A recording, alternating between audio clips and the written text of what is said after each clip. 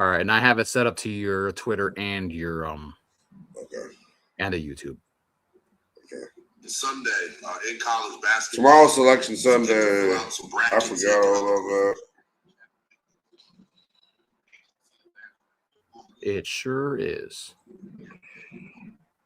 But that'll be big tomorrow.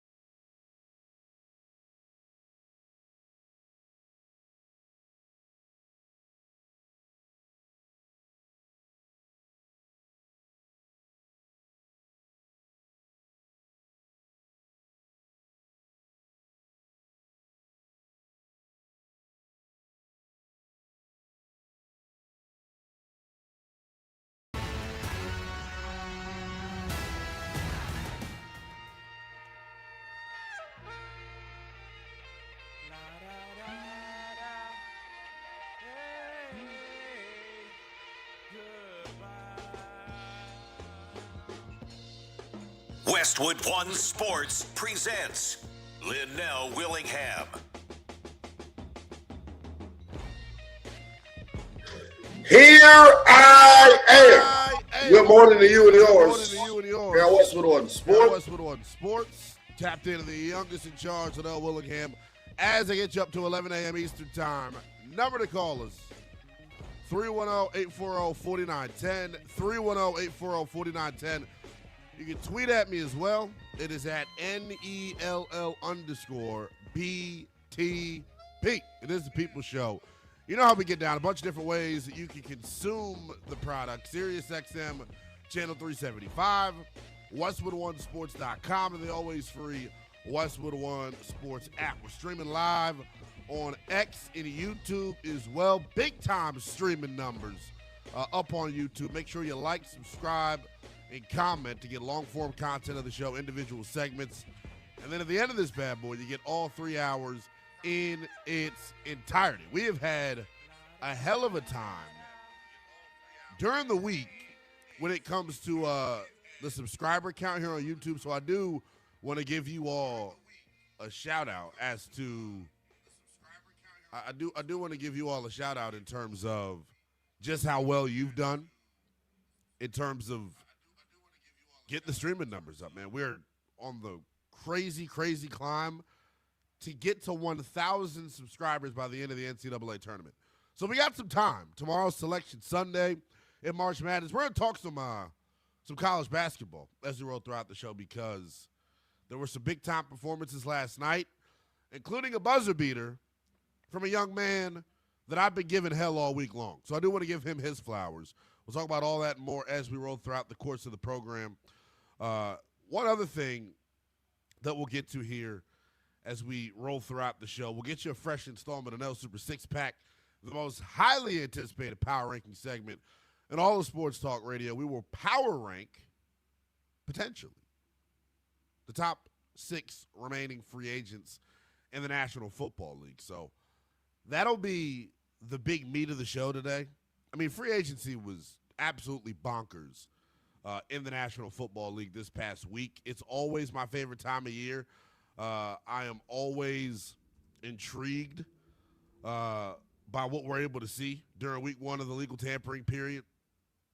But as we sit here this morning, when we talk about the power play, the power structure, and the hierarchy of the National Football League post week 1 of free agency, it feels like the same usual suspects are still in prime position.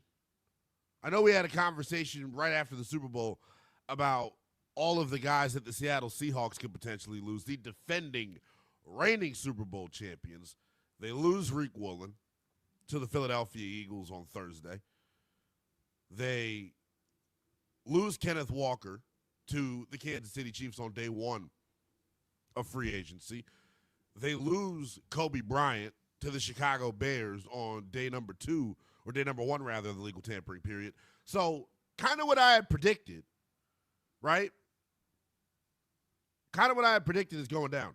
The Seattle Seahawks are in a position where they're already in one of the toughest divisions in the NFL with San Francisco, with the Rams. So they're always going to have to retool. They're always going to have their foot on the gas, so to speak, because those other two organizations, talking about L.A. and San Francisco, if we're trying to, recap free agency and talk about the biggest moves of week 1 of the legal tampering period, San Francisco and the L.A. Rams right at the top of the list in terms of what they were able to accomplish. I think as we get geared up for the remainder of the offseason, I think as we roll throughout the next couple of weeks leading up to the draft, it's going to be very clear and obvious what needs to happen for not just the Seattle Seahawks, but every contender in the National Football League. The work just is getting started. I wonder if the casual football fan understands that, because there was a lot of things that happened this week. As a fan, trying to keep up with all the signings, you probably gain a little bit of fatigue. But guess what? The crazy part about it, while the NFL is king, and while the NFL continues to dominate year in and year out, the party's just getting started. We're now in pre-draft mode, but we're still in free agency. So as we roll throughout the top remaining available free agents in the NFL, you're going to realize that, damn, there is a pretty significant chunk of household names on this list. There's a pretty significant chunk of guys on this list that could still help NFL teams. I don't know how this is going to drag out. I don't. I remember last year, I think it was the eve of training camp for my beloved Washington Commanders, we signed Von Miller. And that was considered, at the time, before we realized that he was hot cross buns, that at the time was a seismic signing. And it happened on the eve of training camp. So that first wave of free agency, I think, is already hit. And I think as we continue to get closer to the draft, there are going to be some bargain bin signings at certain points. And I think post-draft, you'll see a hell of a lot more movement when teams look at their draft haul and go, yeah, we still have a need at position X. We still have a need at position Z. But recapping some of the big-time news that we got during week 1 of the legal tampering period, is it appropriate for me to start anywhere else but in the Charm City, rather? I was going to say the city of brotherly love. We'll get to the city of brotherly love coming up momentarily as we talk a little bit about the Dirty Birds, those Philadelphia Eagles. But I want to start with one of the slimiest moves that I've seen in a long, long time in the NFL. Maybe ever. There's a great American philosopher. His name is Pooh Shiesty. And he said, my grandma said, quote, my grandma told me to keep my grass low. Whole time I'm the snake. That is Eric DeCosta, the general manager of the Baltimore Ravens. The way that he sat up there on Wednesday afternoon trying to explain how he straight up gave a big middle finger to the rest of the NFL, it was comedic gold. I see right through it. Eric DeCosta throwing stones from a glass house is the best way that I can put it. For those of you that are probably like, what the hell is he talking about? The biggest news this week in terms of the legal tampering period in free agency was the fact that Maxx Crosby is no longer a member of the Baltimore Ravens. In a situation that is as unique as I've seen. And I do want to give myself some credit here. You guys in the chat, if you're locking in on YouTube, we appreciate you being here. If you're listening on one of our 200-plus affiliates nationwide, we appreciate you being here. I got to pat my back for a second. Hot second. You know what I'm saying? Like, I called it. And I was really debating the last 2 days how I was going to revisit this come this weekend because I don't think I flexed my muscle enough during the week when it happened. I was the guy, one of the only people in the entire country that laid this out accurately, that laid this out purely off of speculation, but it was one of those situations where the breadcrumbs lead you to the loaf. And the loaf in this situation is Eric DeCosta and the Baltimore Ravens. The decision that they made earlier this week may change the course of the National Football League forever. Because Roger Goodell, when something happens that is unprecedented and equally frowned upon, Big Roger comes in swinging a big stick. And I think while there may not be an individual punishment to the Baltimore Ravens, I think transactions getting done and agreed upon before the league year, I think we're going to stop that. I think that's going to stop. I think Roger Goodell, and maybe I'm totally tripping here. You can let me know at 310-840-4910.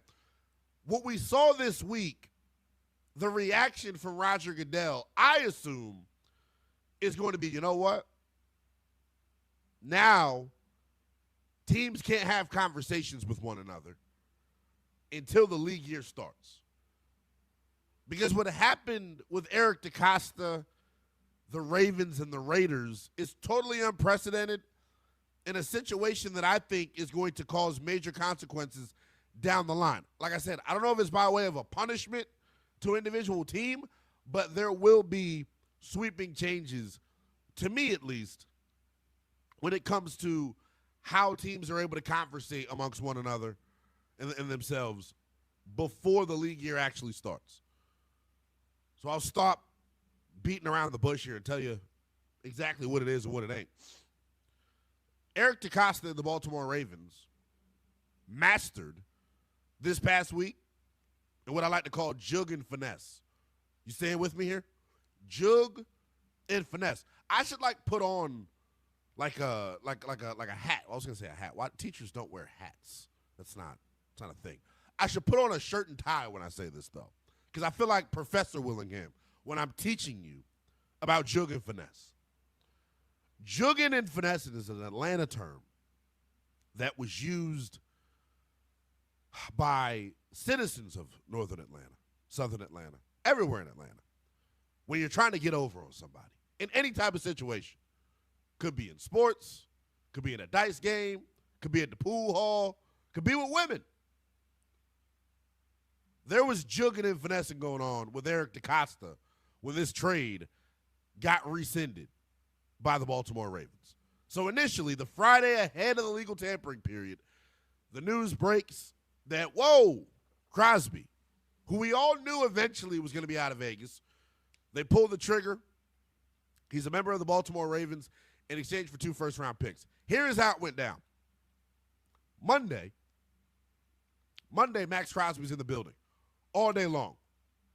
Family, hanging out with coaches, hanging out with the brass. And then the physical gets taken.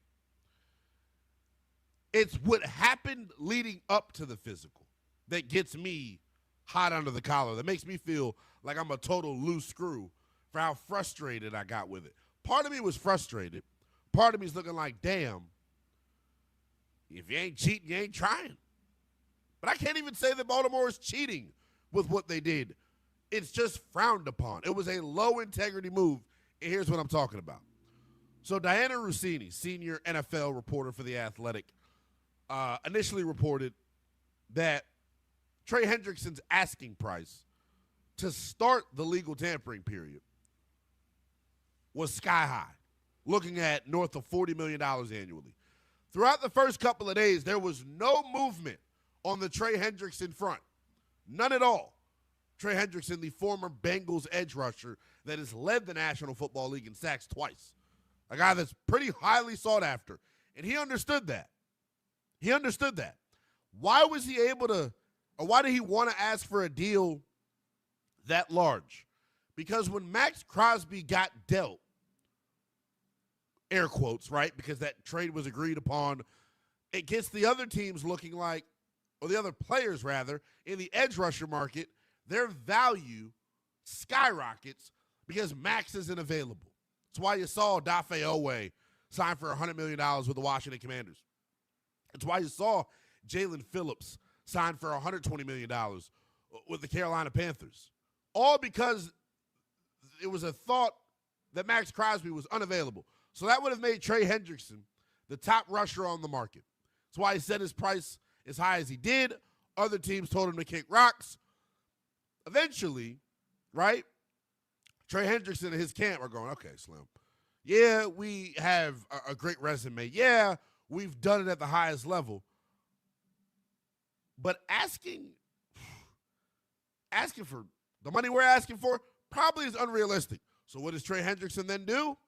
His camp lets his suitors know that, hey, the price is dropped. One of his suitors then became the Baltimore Ravens. Eric DeCosta, as soon as he saw Trey Hendrickson's price drop, the Ravens then became uber interested in bringing him in. And it's not rocket science here. Would you rather have an edge rusher where you don't have to give up 2 firsts, or would you rather have an edge rusher where you do have to give up 2 firsts? You could call and say that, you know, the medicals were jacked up all you want. Eric DeCosta got up there this week with his lying ass and said it in front of America, the entire country, that, hey, our plan was to sign Trey Hendrickson and trade for Maxx Crosby.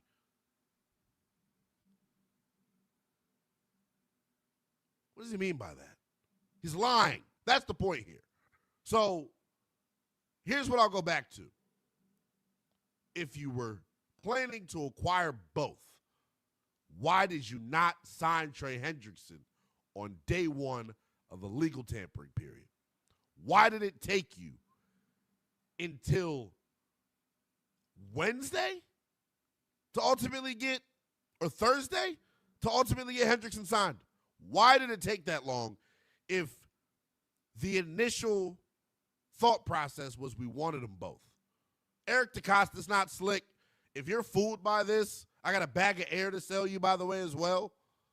But, like, everybody could draw the lines in this thing. Everyone can connect the dots in terms of the Ravens situation. The big question is now, what happens with Maxx Crosby? So we were on the air Wednesday night. You can catch us during the week, Monday through Friday here on Westwood One Sports Night, 11 p.m. to 3 a.m. Eastern Time. You can catch me Monday through Wednesday. You can catch the King of North Kakalaki, Josh Graham, Wednesday through Friday on Westwood One Sports Night during the week. But it was very clear and obvious during the week as we're on, the news comes across the ticker that they signed Hendrickson. And then during the show Wednesday night, Maxx Crosby uses an Undertaker meme where he's busted out of a casket that's on fire saying, "I'm back. Raiders Nation.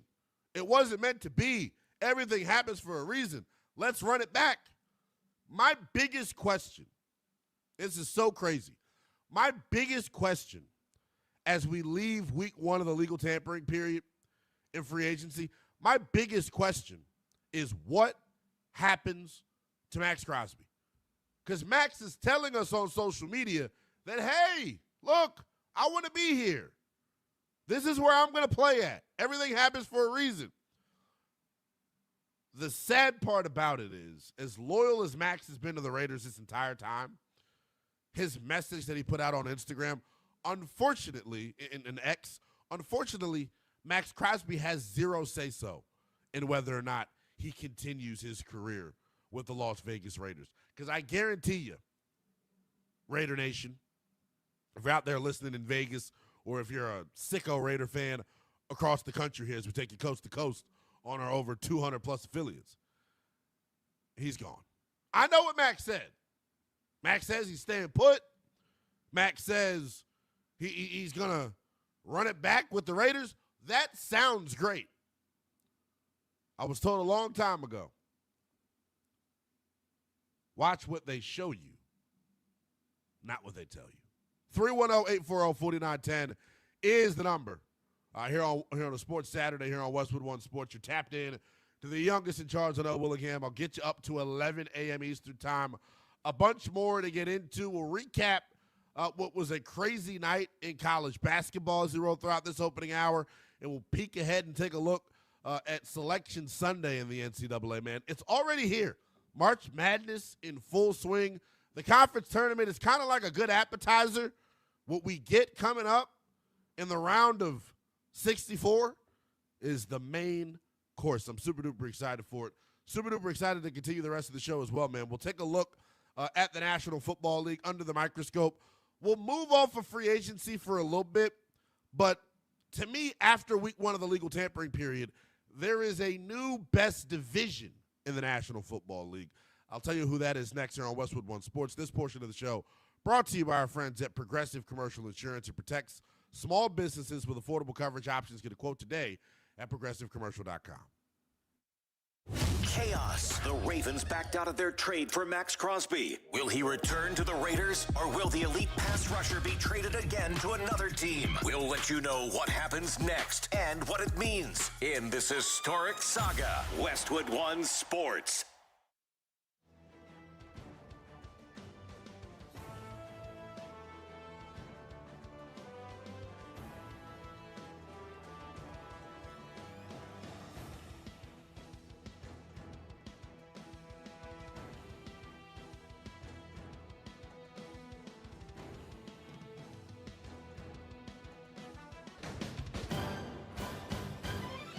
At the tone, the broadcast will begin in 4 minutes, 30 seconds.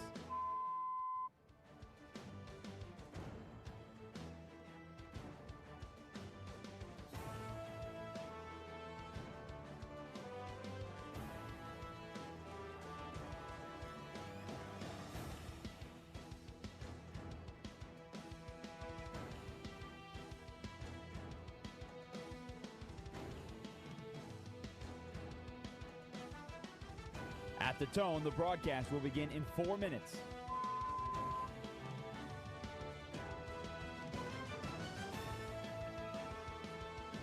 Hey, my bad. I had to step away for a second. My dog was about to piss.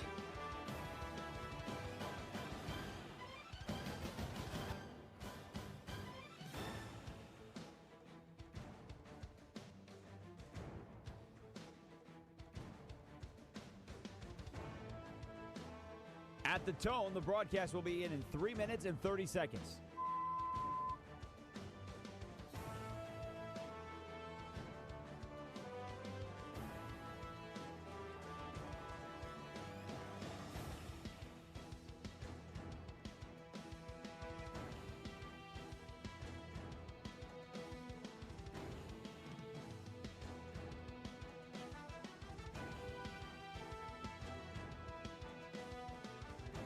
At the tone, the broadcast will begin in 3 minutes.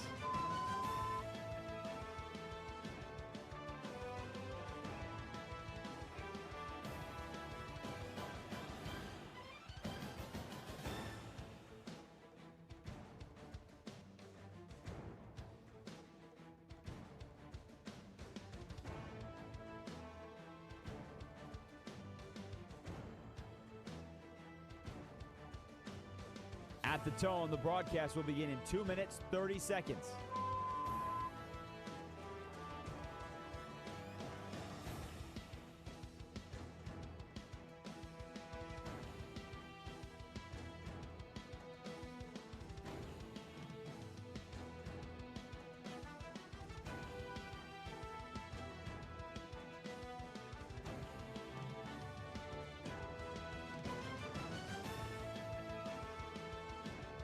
At the tone, the broadcast will begin in 2 minutes.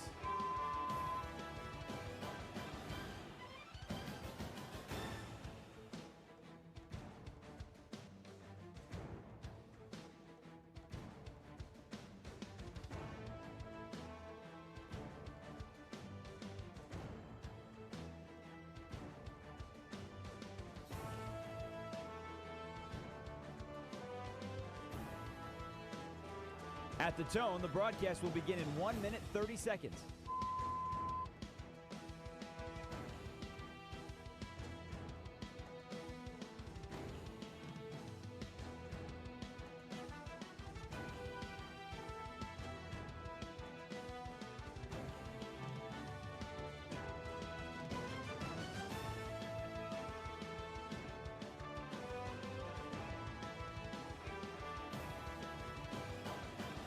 At the tone, the broadcast will begin in 1 minute.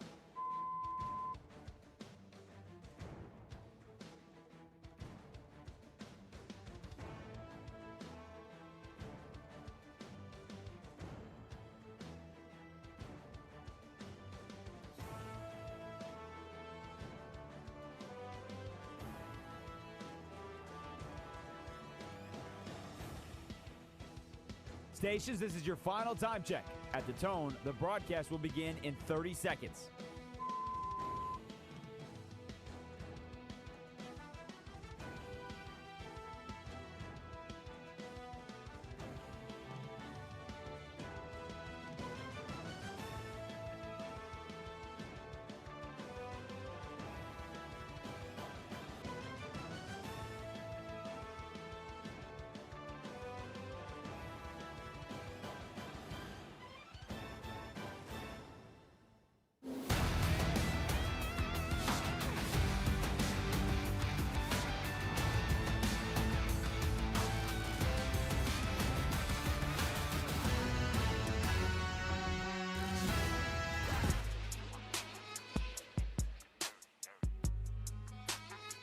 Westwood One Sports presents Lynnell Willingham.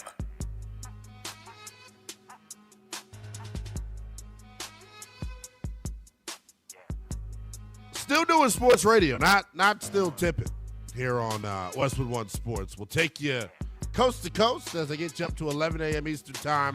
You're tapped into the youngest in charge, Lynnell Willingham. A lot more to get to, including some college basketball as we wrap up the opening hour of the program. Big-time fireworks last night in the Big 12. A buzzer beater by a certain somebody who still shouldn't have won Conference Player of the Year. That's a pre-tease. That's what we call that. Hopefully, if you're a preteen or older, you're watching us on you're watching us on X, you're watching us on YouTube. Bunch of different ways to consume the product. SiriusXM, channel 375, WestwoodOneSports.com. The always free Westwood One Sports app. You can check us out, the visual element of the program, on YouTube and on X.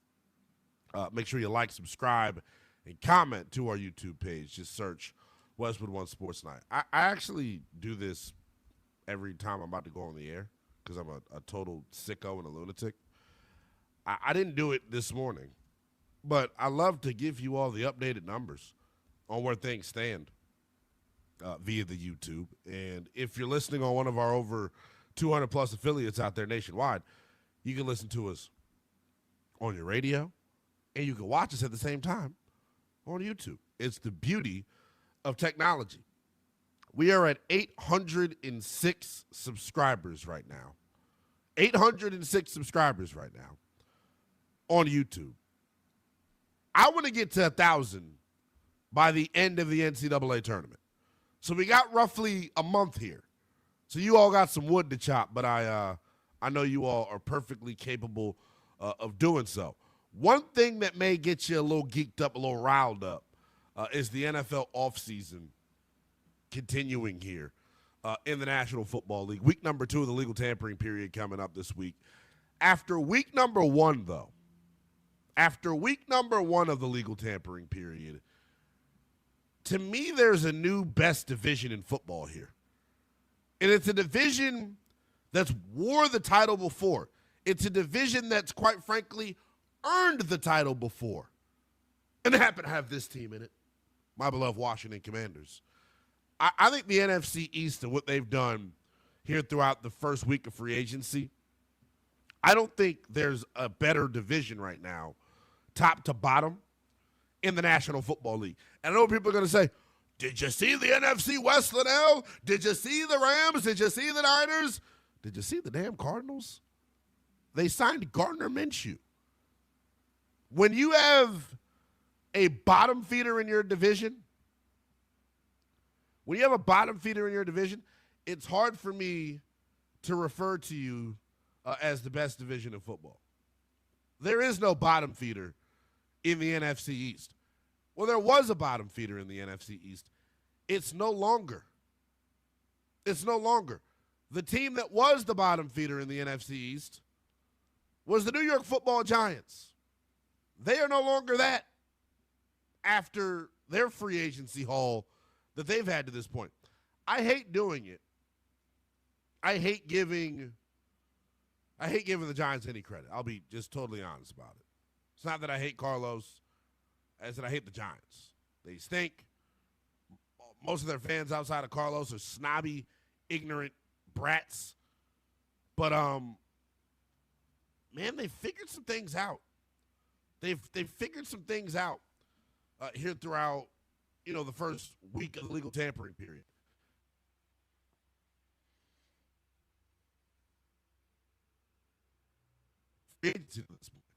You can legitimately make that case that the Giants have outperformed the rest of the NFL in free agency. They have signed 14 dudes. Isaiah Likely from the Baltimore Ravens at the tight end spot, 3 years, $40 million. Tremaine Edmonds, linebacker from the Bears, 3 years, $36 million. What I love is the youth that they brought in by way of Isaiah Likely, by way of Greg Newsome from the Jacksonville Jaguars, a guy that they're taking a shot on, right? That, to me, is uber impressive. And I'm looking here at Spotrac to look at all the Giants' moves. It honestly feels like, Carlos, maybe some of them are missing here. They're not even all listed on the website. They have been uber active from day one to where now, if you're the Giants, you're in a position where coming up in April in the draft, you don't necessarily have to draft for need. You can take the best available football player. And that, to me, is what every team strives to do. That's where every team strives to be. Carlos, I know you've been waiting for this. This is your second show since your Giants have become relevant again. This is your second show, I guess, since the Giants have become relevant again. So what are your initial thoughts here as our resident Giants fan? Are you moving? Are you cautiously optimistic? Do you believe in the Harbaugh effect? Do you think that you guys will be competitive this year? Ooh, it's a lot to unpack there. It's like 4 different questions. Let me see if I can remember them all in order, but I'll probably answer out of order. I'll start with the John Harbaugh one, so we're already out of order. I do believe in the Harbaugh effect, although I will say we're beginning to look a lot like the New York Ravens, just a couple of years removed of being the New York Bills when Dable and Shane got initially hired and that wave of Bills talent went to New York. Yeah. But I do like the signings that they've made so far. I mean, believe it or not, I think one of the most underrated signings is bringing in Patrick Ricard at fullback. The Giants have not had a fullback in the last couple of years. But what does that mean? It signals to me a clear attitude that the Giants want to have. We're going to run the football. Mm-hmm. Point blank, whether it's Cam Scatterboo, Jeremiah Love, or both. I know Giants and Tyrone Tracy's no bum either. Talk about the idea of both. Well, it's debatable. He's all right. Hey, Carlos, I don't like doing this. I don't like giving this organization credit. So you're already pushing it. But no, in reality, like all jokes aside, I saw this happen in year one of the Dan Quinn era in Washington. What I think John Harbaugh is doing, and you can make the joke saying it's becoming the New York Ravens, but he's bringing in dudes that can help establish the fabric of this culture in New York. Because the one thing that I know Giants fans probably think this way, because a lot of you all out there are ludicrous. He doesn't just bring the culture with him from Baltimore. He's got to establish his own culture. Point blank. Like, that's his job. And in order to do that, he's bringing in guys that understands what he's about. He's bringing in guys that understand what he's made of, what his expectations are, and what he's going to be looking for throughout the offseason program, i.e. Pat Ricard, i.e. Isaiah Likely, talking about our Darius Washington, veterans that have been around him in that organization. I got Corey Fleck. I'm acknowledging the chat today. I got time for y'all today. I got Corey Fleck type chat us in the chat and says, wrong about Maxx. His signing bonus was yesterday. So definitely staying at Vegas this year. What are you talking about, Corey? They got to trade him. What? They have to. He was already traded. What are you talking about, pal? Yeah, like, there's nothing stopping him from being moved again. There just isn't. Prince Hades types in the chat and says, Scat Pack and Ricard on an ISO is nasty work. That's my problem right there. He's not a Scat Pack. He's like a dune buggy. You can't compare. You can't call his slow ass a Scat Pack. You know what a Scat Pack is? It's Cam Scadaboo's not scat packing anywhere. He's a dune buggy. He's like a ATV, a four-wheeler. I'm telling you. And look, Giants fans, I know what you all are thinking. I know what you all are thinking. Seriously, look, you need an insurance policy for him. He is a weapon.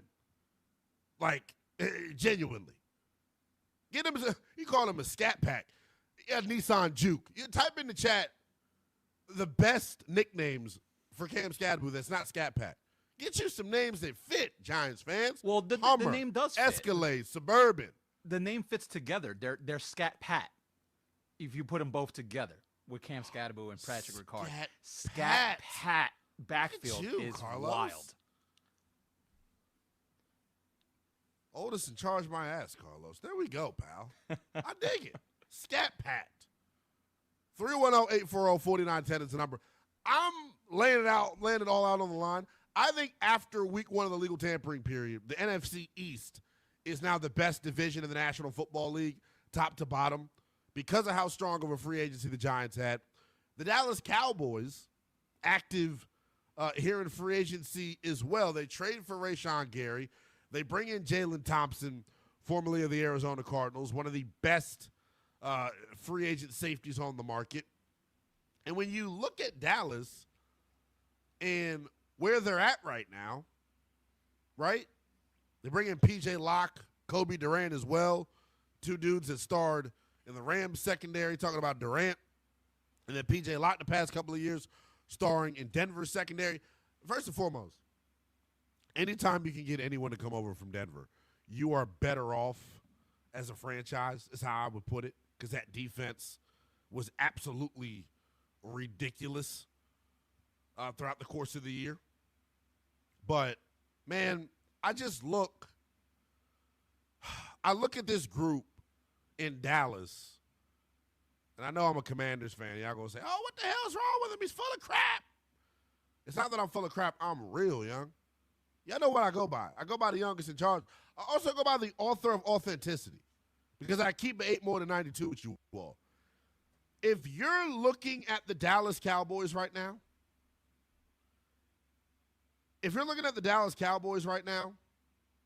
and saying that team's not a good football team, you're a hater. That's the best way that I can put it. You are an absolute hater. Bottom line.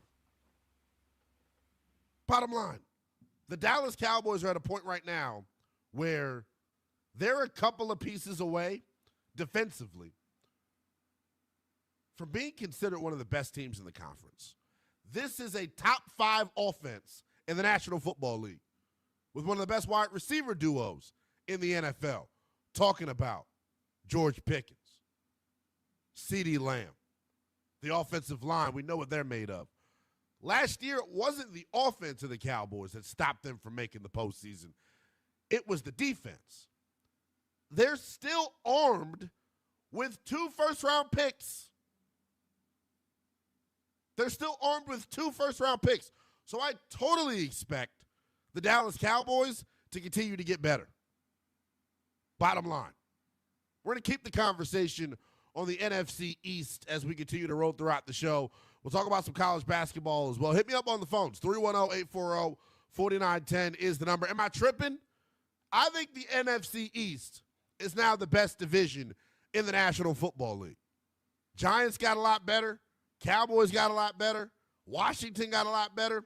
And Philadelphia, who to me was the cream of the crop, they took a little bit of a step back. But they're still, in my opinion, amongst the best teams in all of the NFC. Taking your calls on that at 310-840-4910.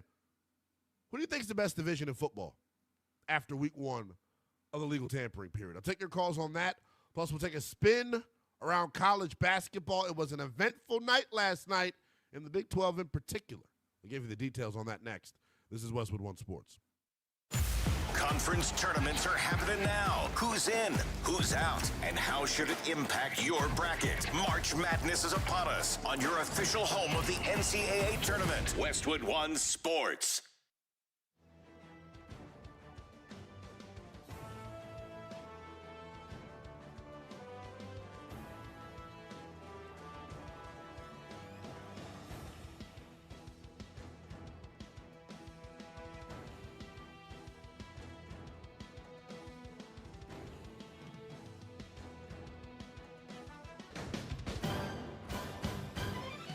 At the tone, the broadcast will begin in 4 minutes, 30 seconds.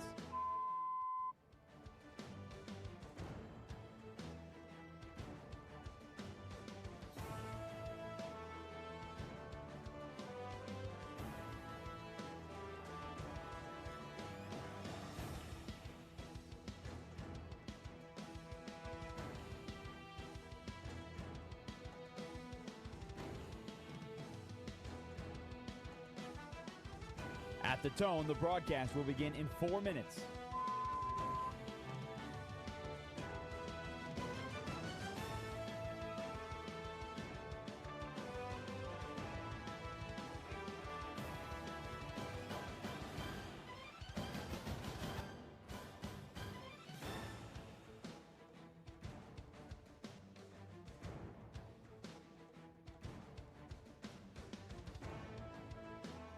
At the tone, the broadcast will be in 3 minutes and 30 seconds.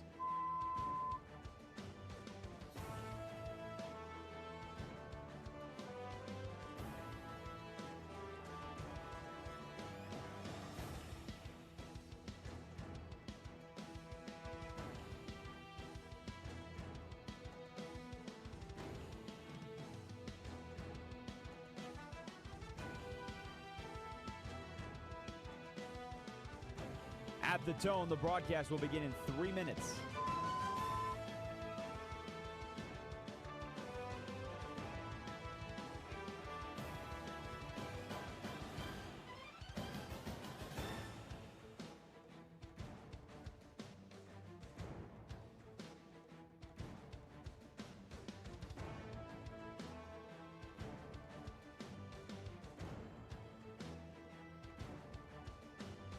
At the tone, the broadcast will begin in 2 minutes, 30 seconds.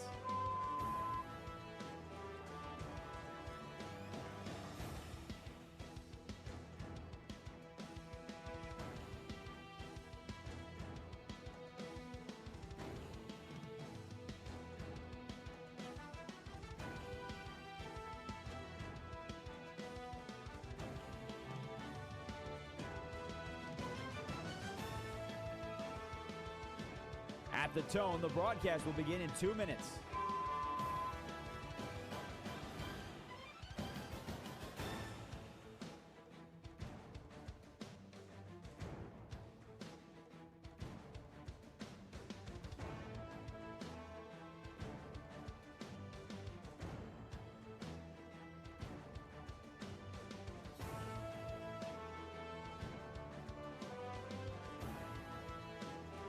At the tone, the broadcast will begin in 1 minute, 30 seconds.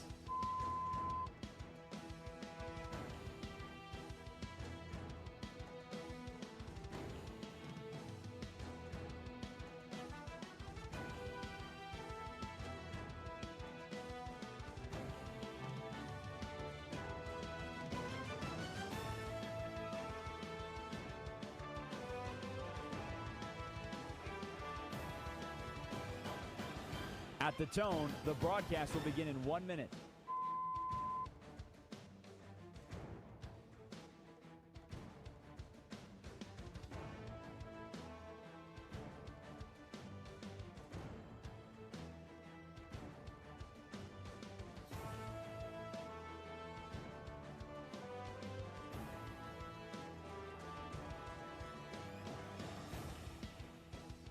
Stations, this is your final time check. At the tone, the broadcast will begin in 30 seconds.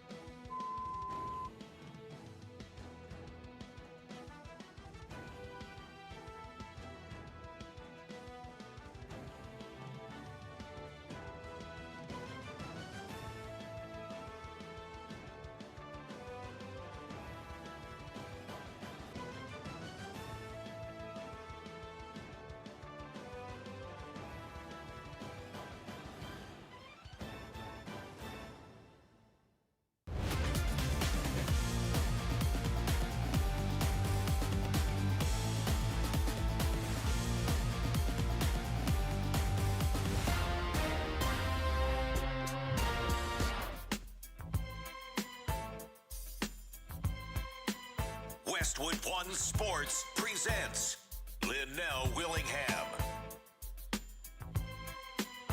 Still kicking it to you as we take you coast to coast here on Westwood One Sports. Tapped into the youngest in charge, Lynnell Willingham. I'll get you up to 11 a.m. Eastern Time. Number to hit me up, 310-840-4910. 310-840-4910. You can tweet at me as well. Same handle on each and every social media platform. It is at NELL_BTP. Appreciate you being here. However you're locking into the program. Sirius XM Channel 375, WestwoodOneSports.com, the always free Westwood One Sports app. Our over 200-plus affiliates nationwide. A bunch of different ways you can catch us here on Westwood One Sports. You can check us out on YouTube as well. Plenty of activity there as we're streaming live. Man, I will say this about the YouTube chat. It is, we've learned, and if you're here from the week, hello again. It is a dangerous place to be at times. Some of the shrapnel that is thrown from out of the YouTube chat could make a grown man cry. But continue to support, like, subscribe, comment, long-form content of the show, YouTube shorts, and then at the end of this bad boy, you get all 3 hours in its entirety. Just subscribe to Westwood One Sports Night. I want to continue to look at free agency in the National Football League. I think after the first week of the legal tampering period, I think there is a clear-cut best division in all the National Football League. And to me, it is the NFC East. All four of those teams got significantly better outside of the Eagles. So I can't say all four of those teams. But the entire division outside of Philly got, significantly better. Washington rehauling and revamping the defense. The New York Giants bringing in some culture setters that can help John Harbaugh get this bad boy off the runway. And then the Dallas Cowboys adding to their defense. I think the scariest team in the NFC East right now, and I'm a Commanders fan and I'm saying this, I think the scariest team in the division is the Dallas Cowboys. I firmly believe that. I think the Dallas Cowboys are the scariest group. They're the only Super Bowl caliber offense in the division. What they have offensively is good enough to hoist the Lombardi at season's end. The Eagles last year had a championship-level defense. But when you lose Reed Blankenship, and you lose Nakobe Dean, and you lose Jalen Phillips, I got to wonder, right? Hey, is that still a championship defense? I don't know if it is. Now, I love them bringing in Rick Woolen. Their cornerback trio, Quinion Mitchell, Rick Woolen, Cooper DeJean, I'd stack it up against anybody in football. So they're clearly improved as well. It just depends on how you look at it. Their big hot-button topic all offseason long has been, well, what's going to happen with A.J. Brown? Are they going to trade him or are they not? We'll get to that bottom of the 9 o'clock hour. We'll get you an update on A.J. Brown. and his status with the Philadelphia Eagles, but y'all know where I've stood on that really throughout the entirety of this process. But for the reasons I just laid out, man, I think through the first week of the legal tampering period, the NFC East is the clear-cut best division in football. Am I crazy? 310-840-4910 is the number. Let's go out to Andres out in Chicago wanting to check in. What's going on, brother? How are you? Welcome to Westwood One Sports.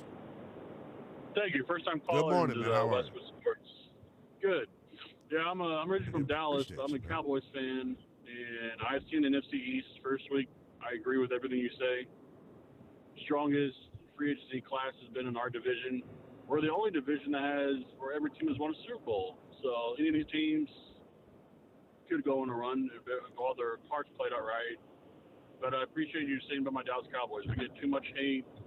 You don't look past Jerry Jones. You know what's crazy? And I'm a diehard Commander fan. So like I, in my heart of hearts, can't stand you or the Cowboys. Andres, man, I'm pal. No, I'm kidding. Kidding, obviously. But no, man, I gotta give credit where credit is due, brother. Like clearly that team has made a concerted effort to get better defensively, and I don't think that they're done. Andres, that's the interesting part about the Dallas Cowboys. I appreciate the call as always, man. Hope you enjoy the rest of your Saturday. 310-840-4910 is the number. Clear-cut, new best team, a new best division in the NFL. To me, is the NFC East, top to bottom. There isn't a whole lot of weaknesses. That's what I would say right now when it comes to the NFC East. In terms of who wins the division, still way, way too early. More free agency left, the draft. But I'm just looking at the initial wave of free agency for the NFC East, and they have made some hay here. I got Eric Wayne typing in the YouTube chat. Says, I would argue the AFC West is better, but I'm not mad at that take. So the West is interesting because the Las Vegas Raiders are kind of the measuring stick here. They're the bottom feeder. I don't think the ceiling of the West is as high as the ceiling of the East. Like, I still have major question marks about the Kansas City Chiefs, even though they acquired an easy button in Kenneth Walker. You can't just lose your entire starting secondary, and I think it's okay, right? I'm not one of those fans. I understand the significance. Now, when you look at Steve Spagnuolo and what they have done since he's gotten there to Kansas City, that secondary has been a turnstile. Guys have been in and out, but they've lost 4 starters. Brian Cook goes to the Cincinnati Bengals, and a huge upgrade for that team. They're another group, by the way, that is significantly improved, in my opinion. Talking about Cincy. But you lose Brian Cook. You lose Jalen Watson to the L.A. Rams. You lose Trent McDuffie to the L.A. Rams. So, to me, man, I look at Kansas City, and I think this time around they may have lost a little bit too much, talking about the defense. The Chargers are another interesting group, if we're sticking in this AFC West here for a hot second. The Chargers, to me, y'all know how I feel about them. They're literally the definition of shake a leg or lose one. It's time for them to get over the hump, is the best way that I would put it. It's time for them to figure things out. Talking about the LA Chargers, and I happen to have an inkling, a tickle, so to speak, that they are going to figure it out. My favorite new coordinator-quarterback combination, they're like the odd couple, Justin Herbert and Mike McDaniel. If you were to see Justin Herbert and Mike McDaniel walking around the streets of L.A., you'd think they were in some sort of adult entertainment act. Like, it's actually crazy. The contrast, Herbert's 6'6", Mike McDaniel's like 5'9". It just would look crazy, especially depending on what Mike McDaniel's wearing. He's awesome, by the way, though. I know a lot of people give him crap. I know a lot of people feel like he's not the disciplinarian, I guess, that is needed there when it comes to when it came to Miami, rather. But I think in this role as a coordinator where he's just focused on drawing up plays and scheming up the run game, he's going to be a bad, bad mamma jamma. I got James Jones typing in the YouTube chat saying, AJ going bye-bye, draft day, get ready. We're going to get you an update on the latest when it comes to A.J. Brown and the Philadelphia Eagles as we continue to roll throughout the program. A Sports Saturday here on Westwood One Sports with the youngest in charge, Lynnell Willingham, telling you what it is and what it ain't, man. One thing I'm going to do on this program, we keep it 8 more than 92. I told you after the first week of the legal tampering period in the NFL that the NFC East clearly, far and away, the best division in the National Football League. I also got some takes on quarterback. There's a quarterback in a new destination that I expect to play better than the rest of the new quarterbacks. I'll tell you who next. This is Westwood One Sports.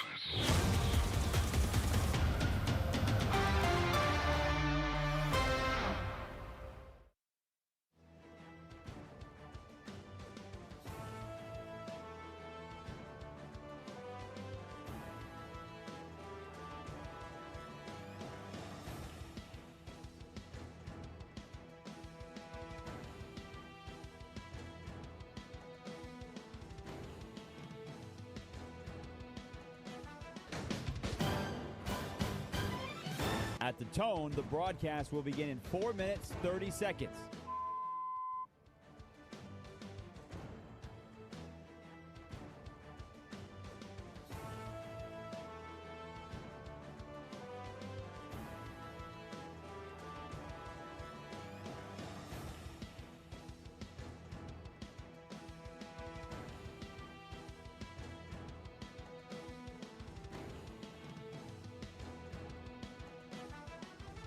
At the tone, the broadcast will begin in 4 minutes.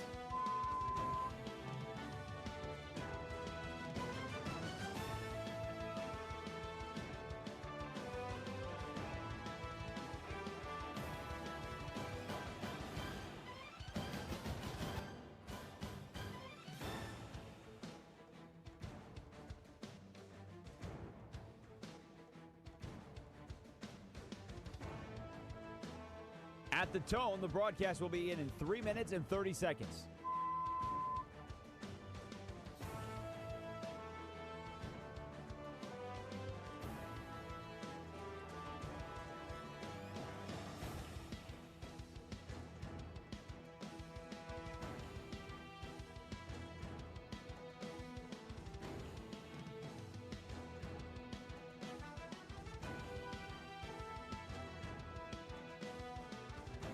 At the tone, the broadcast will begin in 3 minutes.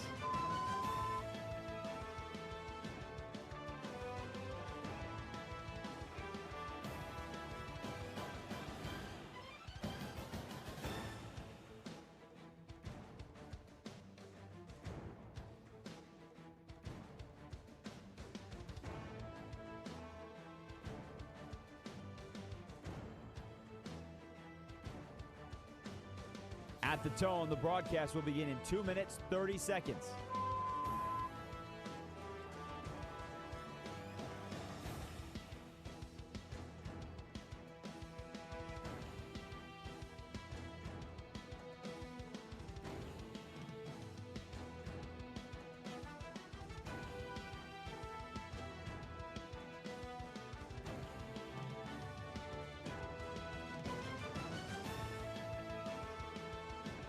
At the tone, the broadcast will begin in 2 minutes.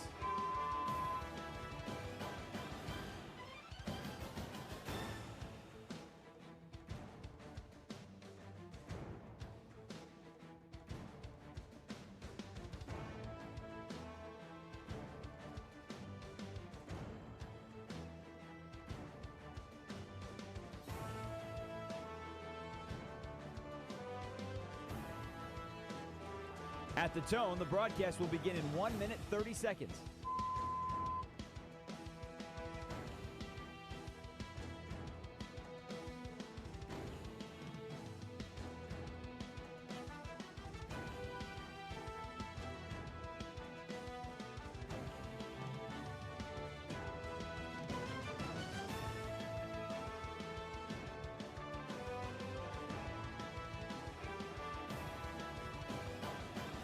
At the tone, the broadcast will begin in 1 minute.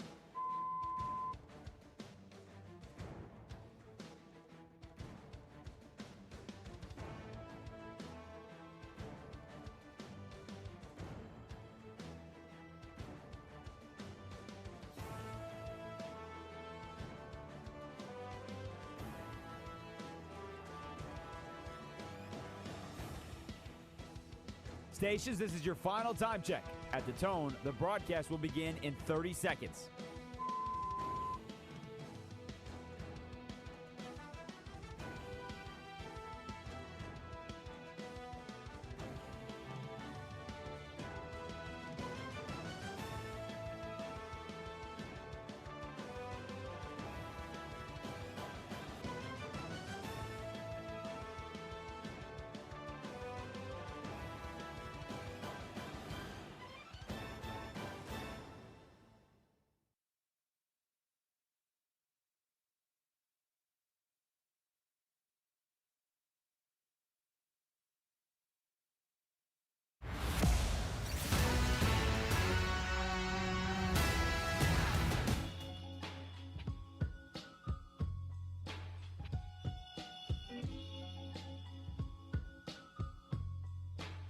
Westwood One Sports presents Lynnell Willingham.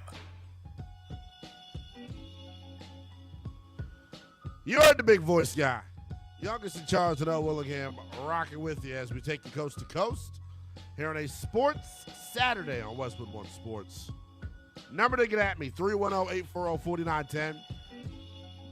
Anytime you bring up the Dallas Cowboys, and I am a beloved Washington Commanders fan. I'm an addict for the Washington Commanders is the best way that I would put it. I'm wearing the patch right now, damn it. I am addicted to the burgundy and gold. I'm a pain freak. 28 years old, diehard Commander fan. I've seen it all. I'm not just saying this, though, because I'm a Commanders fan. The first week of the legal tampering period of free agency in the NFL has been won by the NFC East.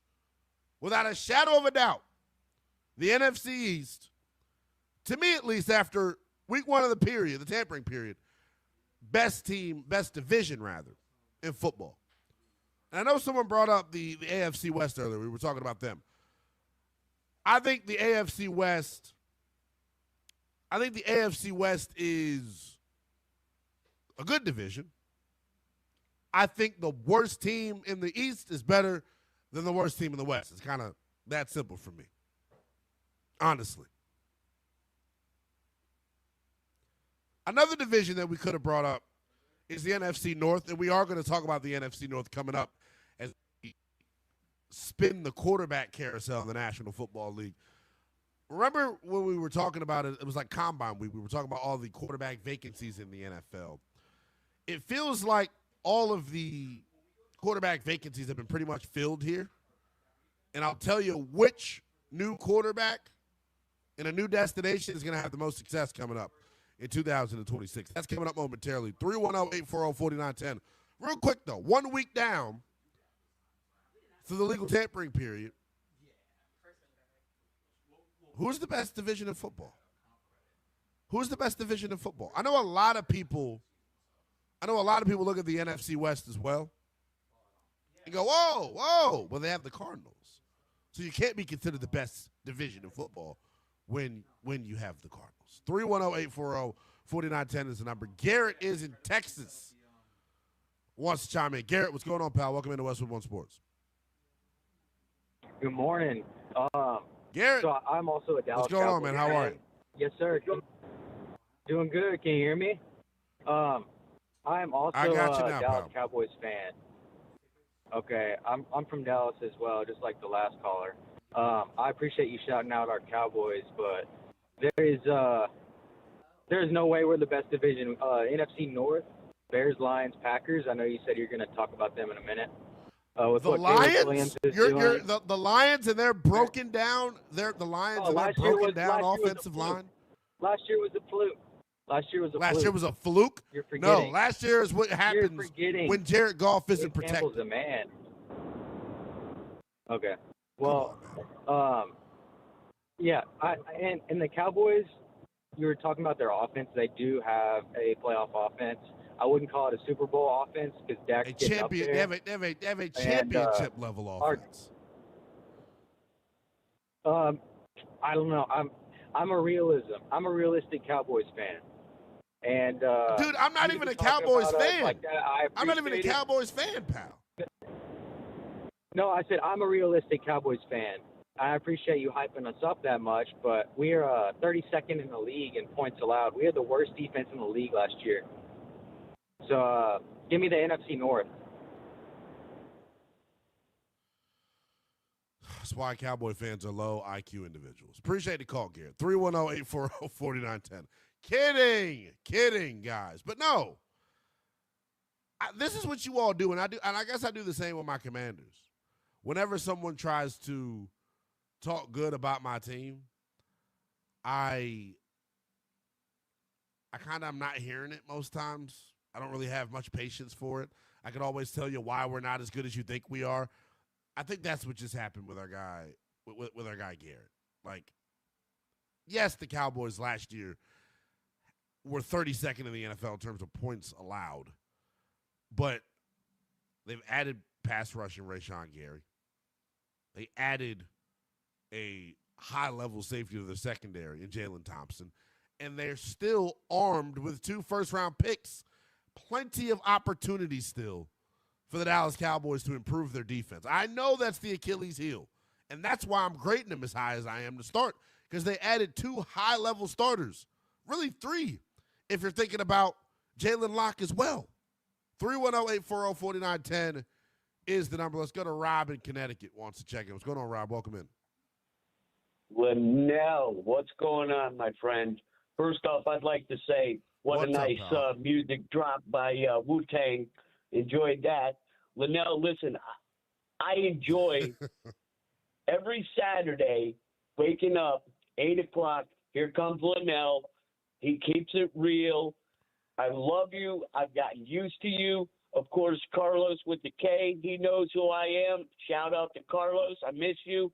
And I completely 100% agree with you that the NFC East is going to be something to deal with. I feel that the Giants, out of all of those teams in the NFC East, did the best. I mean, come on. Likely, you got Tremaine Edmonds, the kid Austin, the wide receiver. I mean, Jackson Dart is going to have a field day. Now, with the Commanders, this is where I slow you down now. Because, see, I can only hear so much Giant propaganda. You already got Carlos in my ear for 6 damn hours every weekend.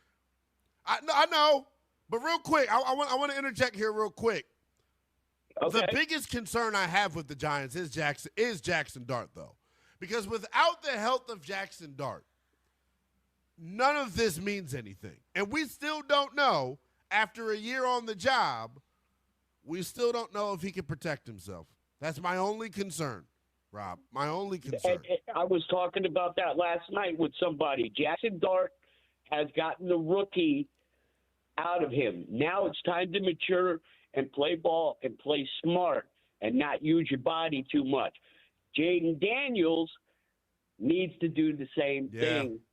And hopefully he stays healthy for your boys. Now, I'm a Bills fan, and I look like a walking billboard when I'm promoting the Bills.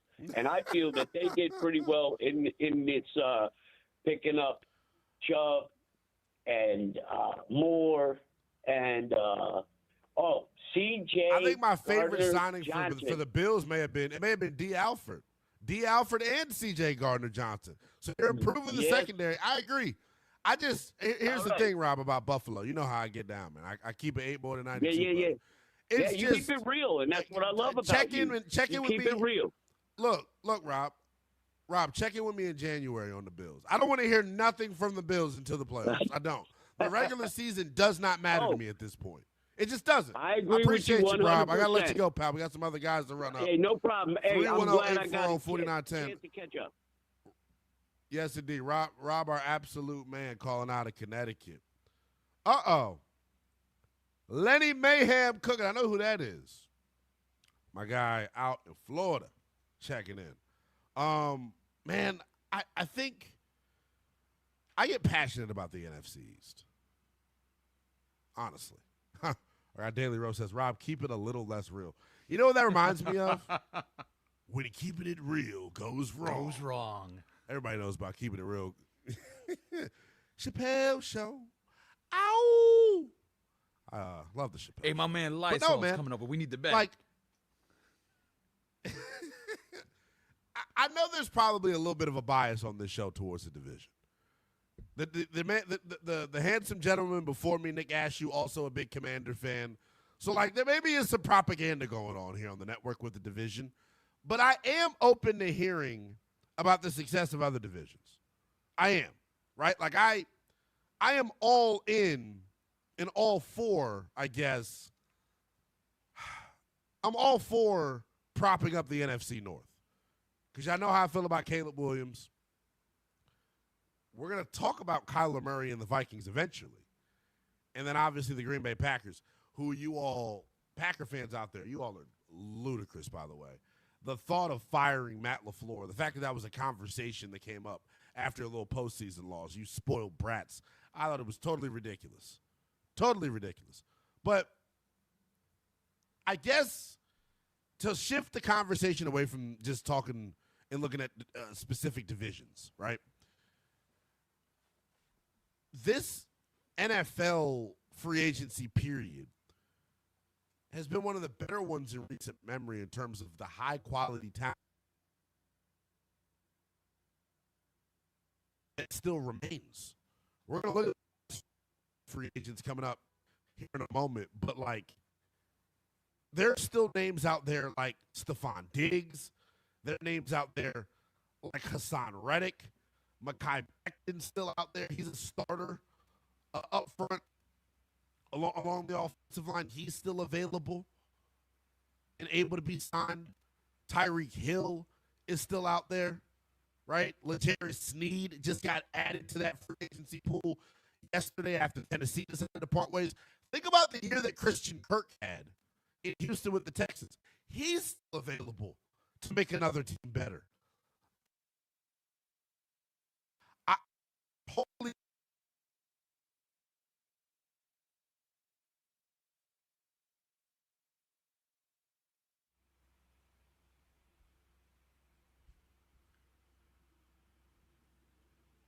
there for a lot of different teams. I do think the clear-cut best division or the most improved division in football, I'm willing to go as far as to say they're the best division right now in the National Football League as we exit week one of free agency. 310-840-4910 is number. I see you all in the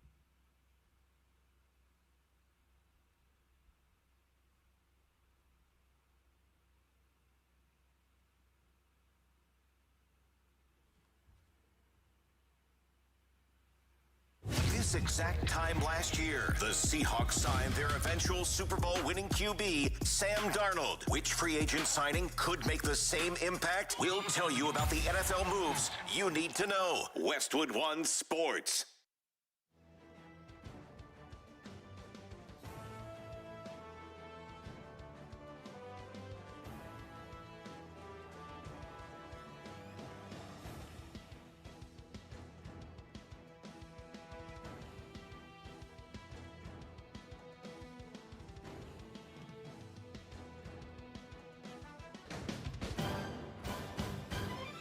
At the tone, the broadcast will begin in 4 minutes, 30 seconds.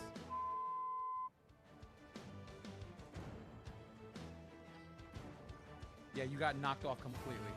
Did your thing reboot?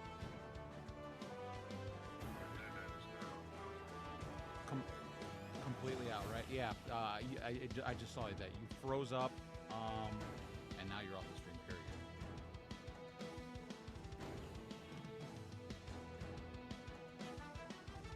At the tone, the broadcast will begin in 4 minutes.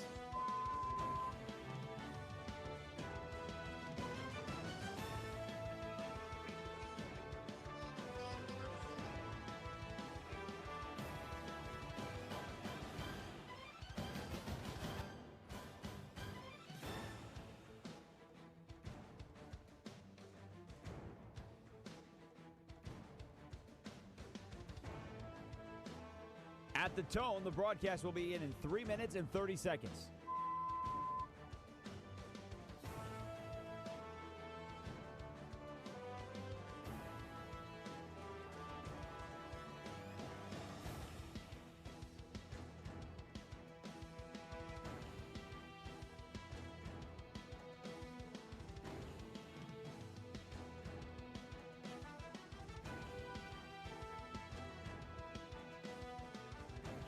At the tone, the broadcast will begin in 3 minutes.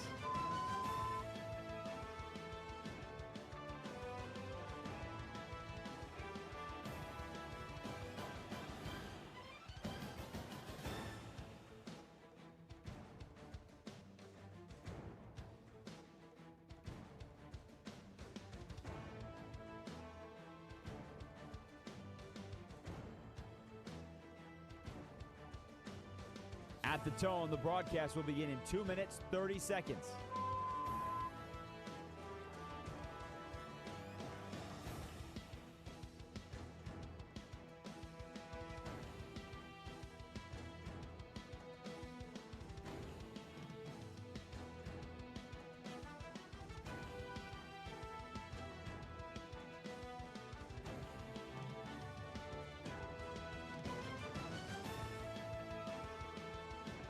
At the tone, the broadcast will begin in 2 minutes.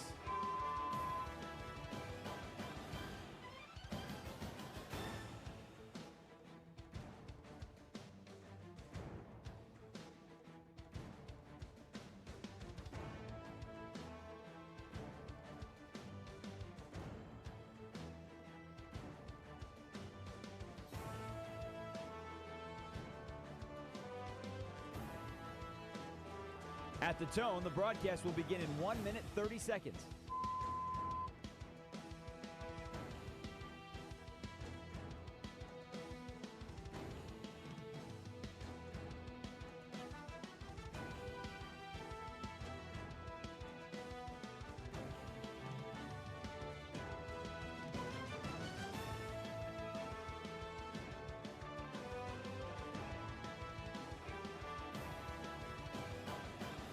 At the tone, the broadcast will begin in 1 minute.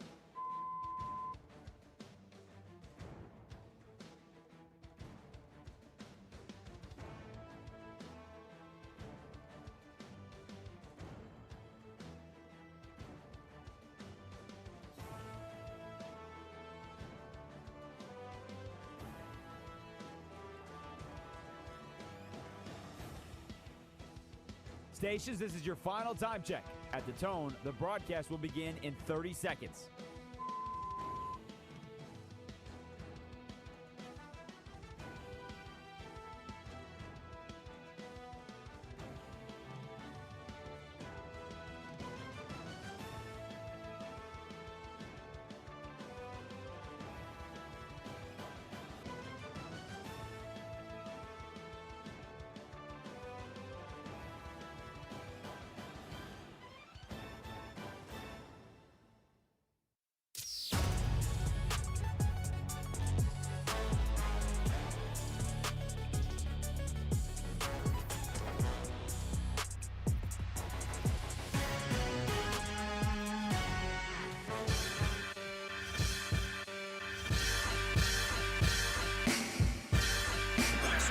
Sports presents Lynnell Willingham.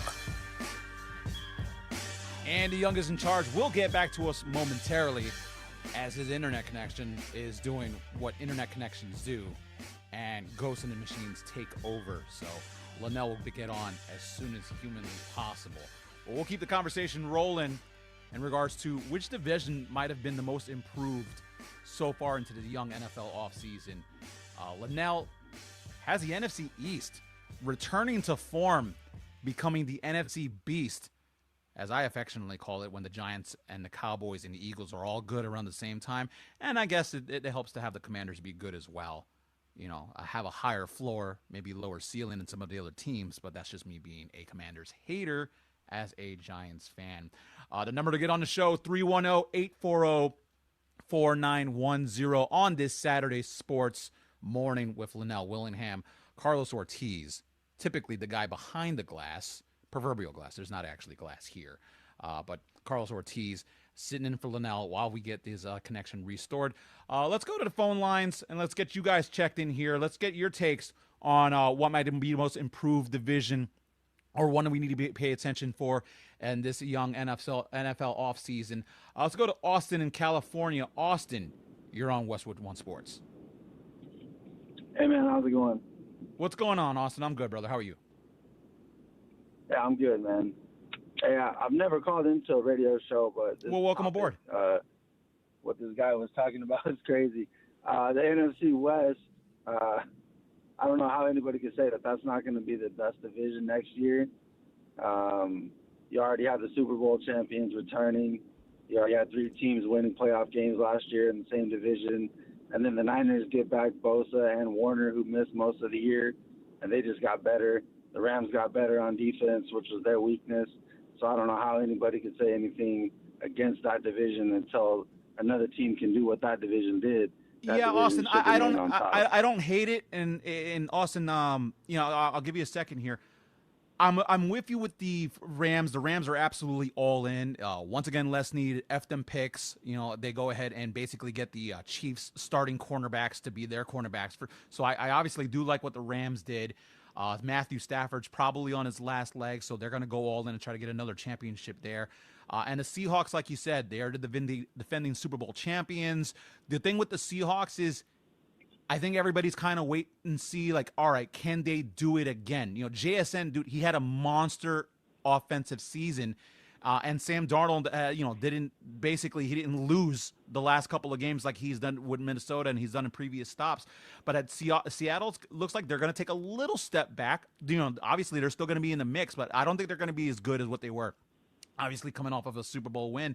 And the thing with the Niners, dude, we've been waiting for the Niners to essentially stay healthy for the last 2 years, especially not this last season, but the season prior. They were a mash unit where Christian McCaffrey gets hurt, Brock Purdy gets hurt, receivers going in and out, George Kittle got hurt, and we saw a little bit of that carry over to this last season here. But the Niners, their really big thing is, can they stay healthy or not? So I think there's some question marks there. And I think what really drags the division down, Austin, overall, is just the Arizona Cardinals. The Arizona Cardinals might be picking in the top 5 again next year. You're going into your season with, unless they address it in the draft, which I don't think that they will, you're going to go into your season with your starting quarterbacks possibly being Jacoby Brissett or Gardner Minshew II. So that's where there's a lot of trepidation in terms of me or a lot of people of my ilk saying the NFC West might be one of the best divisions in football. Yeah, the Niners, the injuries with the Niners could always, make that argument. But they were injured last year and they still won 12 games and a playoff game. Yeah. So I guess, you got to trust the front office. Yeah, for sure. And Austin, I appreciate the call. I trust the front office a little bit there. The only problem I would say, and Austin, again, appreciate the call here, is I don't know if I fully trust John Lynch and to a lesser extent Kyle Shanahan, because it's not like every single move that the 49ers make is a move that is routed in gold, and we should treat it as gospel. This is the same team that got bailed out by Brock Purdy, because Brock Purdy was never supposed to be the starter for the Niners long term, right? This is Mr. Irrelevant, last pick in the draft.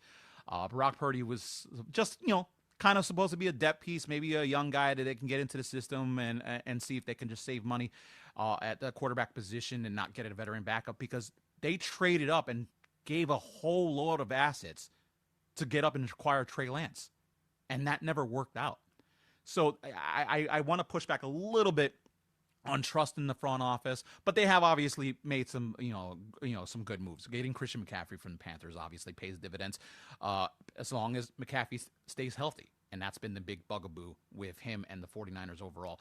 The NFC West is an intriguing division. It's definitely not the best division to me. I don't want to be a complete homer and say the NFC East is going to be the most loaded division in football. But I certainly think it can go back into its heyday where it's a lot grittier. What I like about the NFC East, and kind of alluding to what Lynnell has been saying about the NFC East, is it might have the highest floor out of any division in football.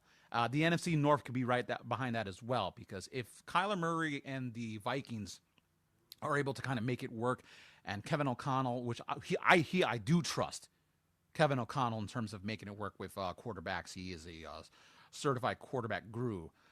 Then the North could be just like the East, where it's every team could be in the mix. Look at what the Bears did in the offseason. You look at what the Lions have attempted to do. I don't think the Lions have completely faded out of relevancy yet, but their window certainly is closing. And the Packers have gotten better. Now, one thing I will disagree with Lynnell when it comes to the Packers specifically, they had to fire Matt LaFleur. The thing with Matt LaFleur is he coaches in such a way where it's going to be consistent enough that the Packers make the playoffs, but I think a lot of us overlook the fact that the Packers, they're making the playoffs, yeah, but it's a yeah, but. And what I mean with the Packers specifically is since the wild card expanded to 3 teams in each conference, the Packers have been the 7th seed pretty much every single one of these playoff runs. The Packers, I believe they've made the playoffs the last 4 out of the 5 seasons. And in all of those seasons, was it 1 division title? You know, Detroit's been running things there for a little bit, and now you see the Bears on the come up with Caleb Williams, Ben Johnson starting to figure things out with that team there. So the Packers, I will kind of push back as Lynnell was. We got him on the hotline here, Lynnell. You mentioned before we went to break that you thought the Packers firing Matt LaFleur would be silly. I don't know if it's that silly, dude, because Matt LaFleur is a guy, to me, he coaches scared, but also, if it wasn't for expanded wild cards, the Packers would miss the playoffs like 4 of the last 5 years. And they've been playing one of the most competitive divisions in the NFL, though. So, like, that's the kind of the olive branch that I extend to him. But, like, when you think about what LaFleur was tasked with doing and what he's done, I think you can't fire him. He's helped you find your next franchise quarterback. Like, the Packers, more than any other franchise in the NFL, have gotten extreme. I don't even want to use the word luck because, like, you create your own luck. You've went from Favre to Rodgers, now to Jordan Love. And I think the biggest thing that, you know, LaFleur deserves credit for is the growth and development of Jordan Love, who has gotten better as a young quarterback each and every season. Like, this is a dude that is knocking on the door of being a top 10 guy in this league. So I think the Packers have the foundation of being a Super Bowl team, an elite team in the conference, is why they're always around. They just need to get over the hump somehow. And I don't know if this is the offseason for them to potentially do that. Obviously, you get a lot better when Micah Parsons returns to the lineup. But, like, with Green Bay, like, you have the quarterback figured out. Like, that's the thing where it's like I can only be so critical of what they have going on because they have quarterback figured out. The defense was a pretty decent unit last year. They obviously suffered a lot of injuries. They have, you know, guys on the perimeter at the skill position spots, at tight end and wide receiver. Obviously, they took a little bit of a hit losing Romeo Doubs, but like they have everything you need, really. They have all the ingredients to be a elite team. They suffered some big injuries last year. Their best offensive weapons, probably Tucker Kraft at tight end, in terms of like the skill position group. You lost him for the year to an ACL. You lost Micah Parsons to the year to an ACL. You can make the argument that they went through last year without their 2 best players non-quarterback division. So I give them a lot of credit. They have lost some pieces. You lost Rasheed Walker to Carolina yesterday. You lost Quay Walker to the Las Vegas Raiders. So you lost Nate Hobbs in free agency yesterday as well. So, like, there's some retooling that's going to have to happen for the Packers. But I think in order for them to take another step, you're going to have to see Jordan Love perform better. Bottom line. But the reason that last year kind of went the way that it did is because the defense. I mean, we all remember what Caleb Williams did, what happened in that football game. They totally got out of character defensively, and as you kind of put it, they were playing scared defensively. Jeff Hafley, I thought, was coaching scared in that game. And it's tough, man. They're an organization that is routinely in the playoff picture, in the playoff hunt. So they've got super high expectations, and I wonder if making the playoffs is good enough anymore for the Packers, kind of as you're alluding to, Carlos. Like, will they have to do more in order for jobs to be secure? That's kind of my thing. Yeah. So I look at the NFC East, as I've continued to say, as the best division post free agency week 1 here. Yeah, I'm with you. I think the NFC East, and the reason why I think I have it as number one division, as I was letting everybody know, is it might have the highest floor out of any of the divisions in the NFL, because there's a lot of volatility when you look at the rest of the divisions. I wanted to get your opinion on the NFC West, because we had a caller, Austin in California.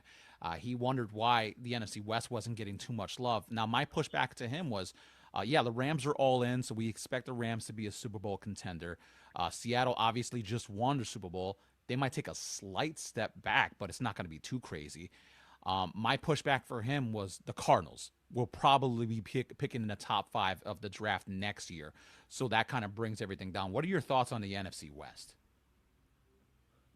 The West is fascinating because it kind of gets dragged down because of the Cardinals, but also I'm of the belief I'm also of the belief that the Seattle Seahawks take a massive step back as well. Do we really think we're going to get 2 consecutive good seasons of football from Sam Darnold? Like, that's kind of the question that I have here. Yeah. But it's fascinating to me. Like, they've lost some guys. I think I'm back. Are we allowed to do this mid-segment? I'm doing it. I'm going to hop back on. I'm going to hang up because this probably sounds horrible. I'm here. I like we do. I like how the editorial thing, which is like, oh, we're just gonna we'll back. do it live. Bill O'Reilly, we'll do it live. Do it right. Do it live. That was so crazy. That's And you how you sound all know. good. Like, this is live radio, people. Like, this is what happens. These are some of the things that we fall victim to. But the super producer Carlos with a K is the absolute man. So he got us back on track. We're figured out. I'm going to mute myself here in StreamYard so we can do the things that we normally do. It was the division talk. I think the people at Xfinity, let me find.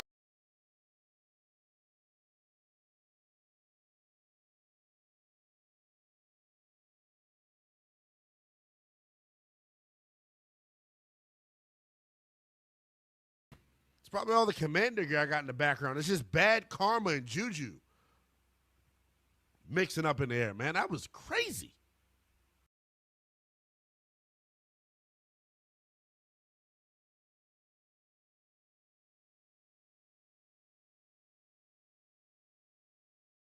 That the NFC East is the best division. I do want to start looking at some of the quarterbacks that made massive moves this week during free agency as well. We were having this conversation last night, Carlos, as we were putting the show together. Drunkle Sam says Carlos took over the bus like Keanu Reeves. Damn straight. You're damn Skippy. Look, we got trained professionals over here, man. But no, that was awful. And look, Xfinity lied to me. Is that who's texting me? There we go. Good news. They texted me like 5 seconds after it went back online. This is great. Daily Rose says, of all the streams that have streamed, this is the streamiest. And maybe we don't want to kill them too badly because we are looking for sponsors, sales. No, if you we want to get are. on that. No, we are. And now we know that you're not perfect. But I go from that to this to try to get back on track, man. Like, I feel like I just was. How did I? Can we do it? We can insider baseball for a second here, man. Carlos, you're a radiophile. You have been around radio for a little while. Sure.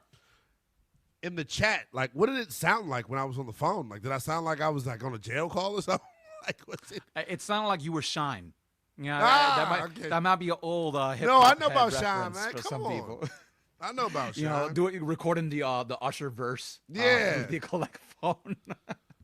It always we had some hiccups here this morning, but that's okay. Sports Saturday continues as we take you coast to coast. Put the youngest in charge, Lynnell Willingham. Let's do this. Phone lines are still open. 310-840-4910. Couple of things I want to do here as we ease our way into the final hour. Half hour left to go in hour number 2 here of the program before we get into the 10 o'clock hour, where things are sure to get off the walls in the final hour of the program. I do want to talk some college basketball before we get out of here. I do want to take a look at the NBA standings as we've got about a month left to go in the regular season. But there was some big-time performances last night in the world of college basketball, including Darius Acuff, the freshman from the University of Arkansas. Death, taxes, and John Calipari recruiting an elite NBA level guard. It's what he does each and every year. It's like clockwork. We see it every year. This kid, Darius Acuff Jr., man, from Arkansas, is a part of this historically good freshman class. He went ballistic yesterday. I want to talk about that as we roll throughout the next half hour. I also want to get into the WNBA's labor negotiations. I told you all the last time I was on, I would give you all an update on where things currently stand. They have a deadline of March the 26th, if I'm not mistaken, to get things figured out. There have been massive, massive progressions in their talks in terms of their labor negotiations, so we'll get you an update on that as well.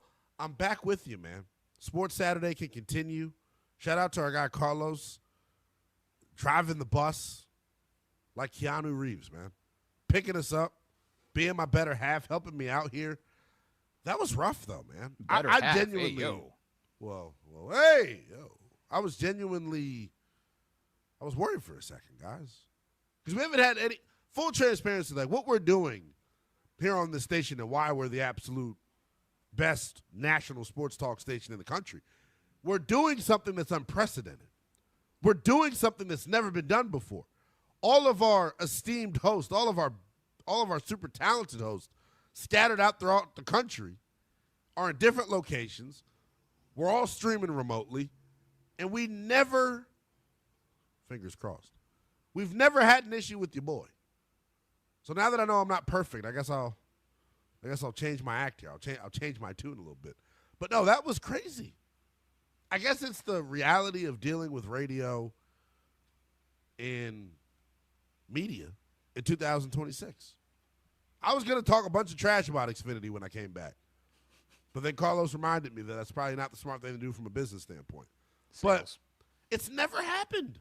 I'm just stunned because, first of all, my bill, you know what, I'm not even going to get into that. 310-840-4910. We're back. We're going to reset things coming up here momentarily by talking about quarterbacks. We're going to talk quarterbacks. We're going to talk college basketball. We'll get you a fresh installment of the best audio vault in all sports talk radio. And say what? All that comes your way next. Chaos. The Ravens backed out of their trade for Maxx Crosby. Will he return to the Raiders, or will the elite pass rusher be traded again to another team? We'll let you know what happens next and what it means in this historic saga. Westwood One Sports.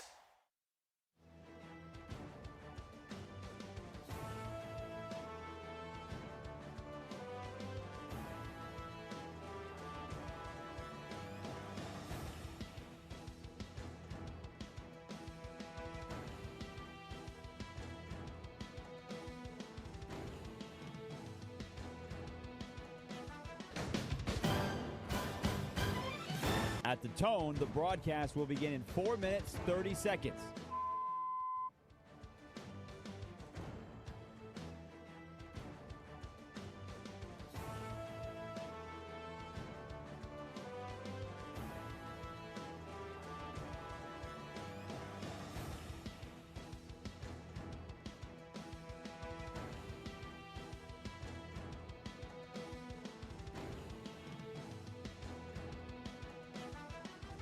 At the tone, the broadcast will begin in 4 minutes.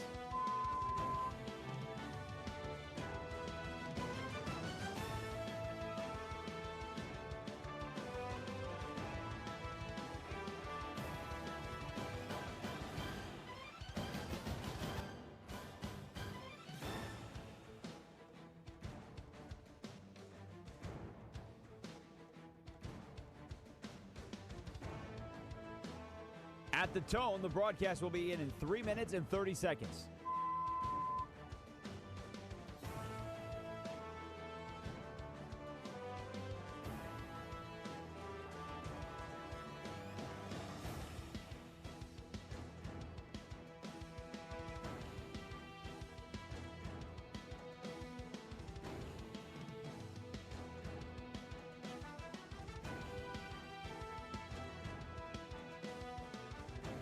At the tone, the broadcast will begin in 3 minutes.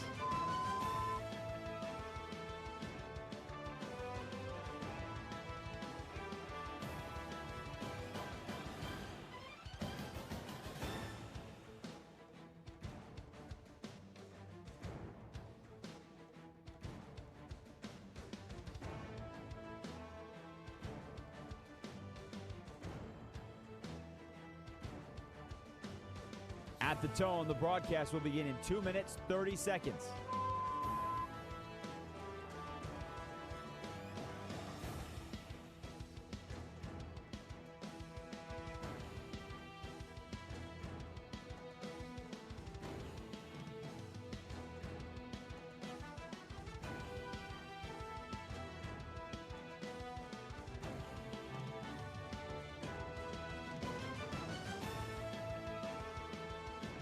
At the tone, the broadcast will begin in 2 minutes.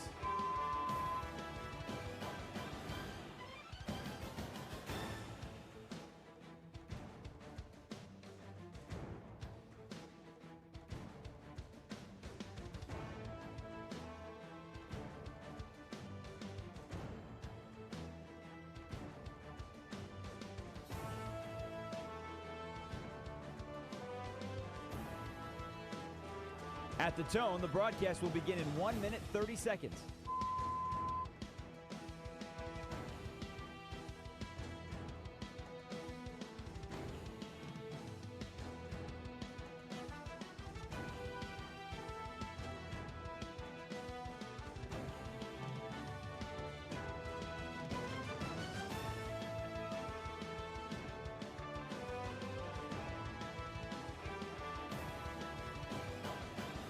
At the tone, the broadcast will begin in 1 minute.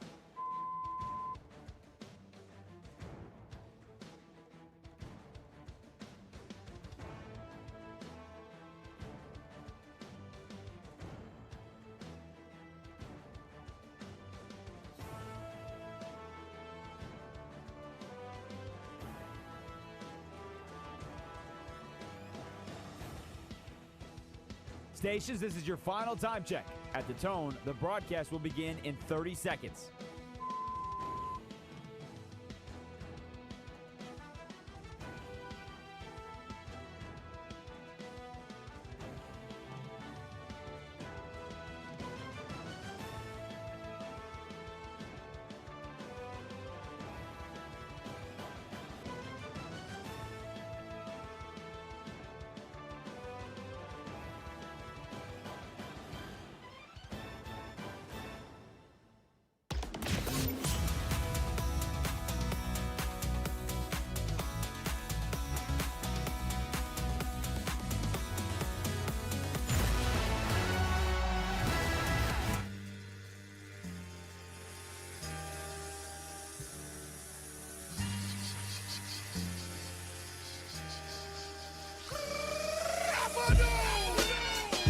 Westwood One Sports presents Lynnell Willingham.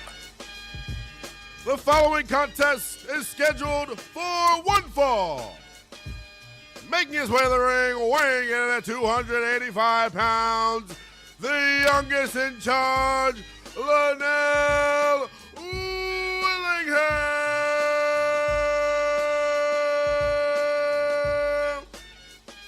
If I wasn't a sports talk radio host, wouldn't I be a damn good ring announcer? Sure, why not? Versatility, baby. Here on Westwood One Sports, this is the youngest in charge, Lynnell Willingham. I'll get you up to 11 a.m. Eastern Time.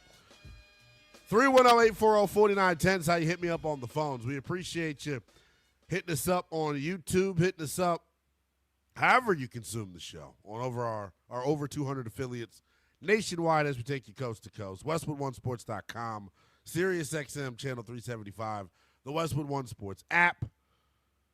You can also check us out on YouTube, man. Streaming daily. Like, subscribe, comment to Westwood One Sports Night. I'll be so real. That was supposed to be a summer bit. Carlos, I said it as we got close to the WrestleMania, I would like flex my muscle a little bit.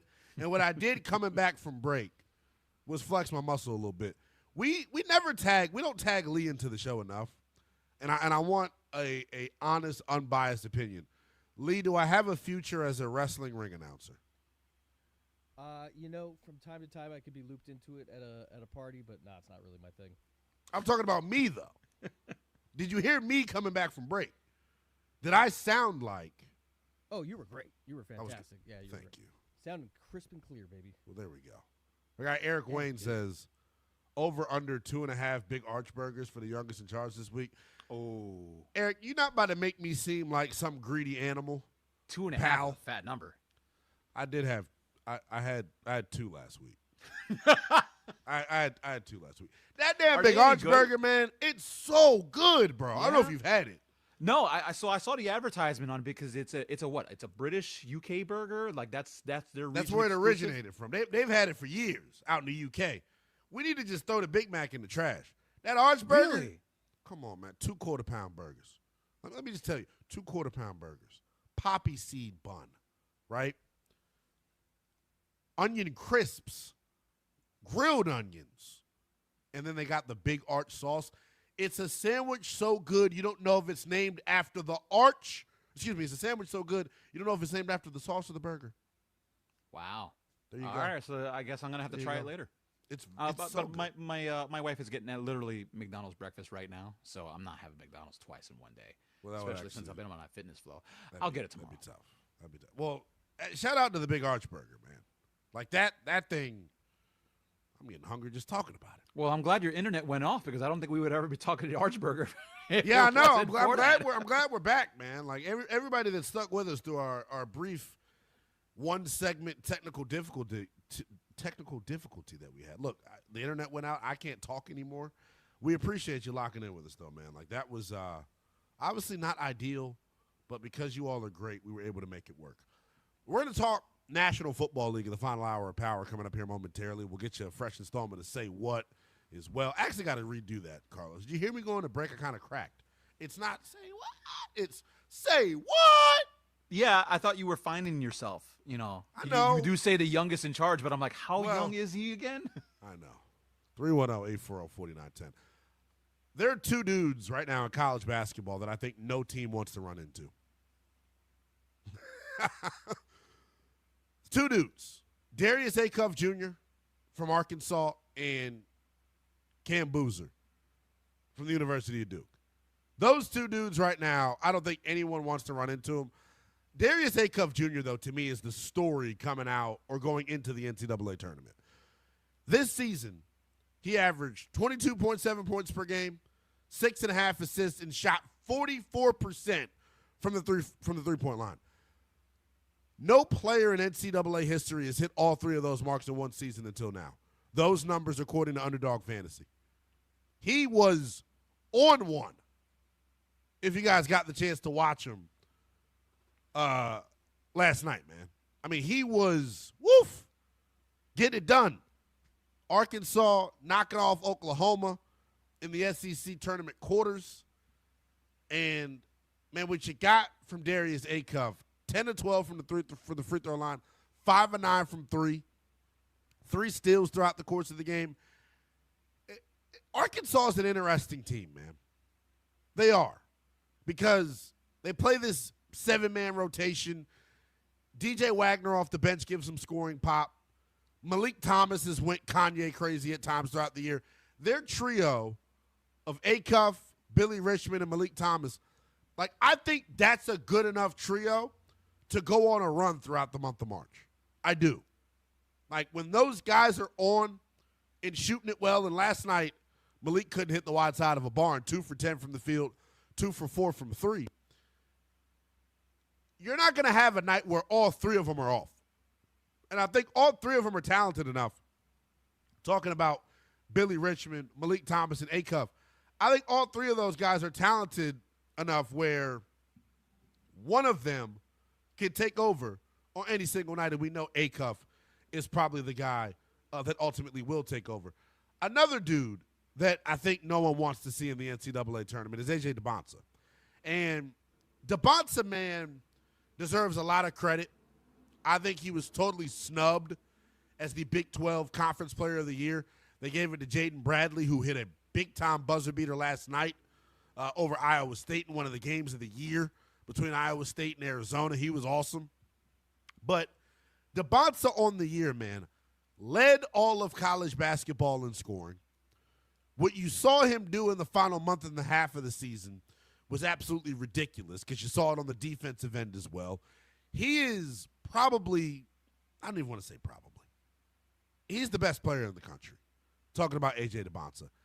Yet he got snubbed for Conference Player of the Year by a dude who's not even the best guy on his team. Anybody that follows Arizona basketball, by the way, Arizona, I know how I feel about them. They're on the short list of teams that I think can legitimately win the national championship. They got everything that you need. But Jaden Bradley is not the star of Arizona. It's Braden Burries, their star-studded freshman. Last night, it was Mr. De La Rosa, who also can fill it up when you're talking about the Arizona Wildcats. They're deep. They got what it takes to go on a run. But I have a bone to pick with the Big 12 and the folks that vote on these awards. You have a player in your conference that leads the country in scoring, yet you didn't think he was deserving of being your Conference Player of the Year. What we saw from A.J. DeBonsa throughout this Big 12 tournament, some people may think I'm hyperbolizing it to like fit my argument. No. What we saw from DeBonsa, this was the best run that anyone's ever went on in a Big 12 tournament. He outscored Kevin Durant. And remember, Kevin Durant during his freshman year went crazy in the conference tournament. He broke his scoring record for the first 2 games of the tournament. And I think he's going to go crazy during the NCAA tournament because there's a chip on his shoulder. There should be, at least. There's a bunch of hubbub about whether or not he should be the number 1 pick. People are still rocking with Darren Peterson from Kansas. People didn't choose him to be the Big 12 Conference Player of the Year. If he's internally motivated already, those outside motivators should take his game to another level. And I think BYU's a team that nobody wants to see. Because like we saw Carmelo Anthony do with Syracuse back in the day, I think DeBonsa's that talented. I think he's that skilled of a scorer to where he can go on a run in the tournament by him damn self. Will it happen? That's TBD.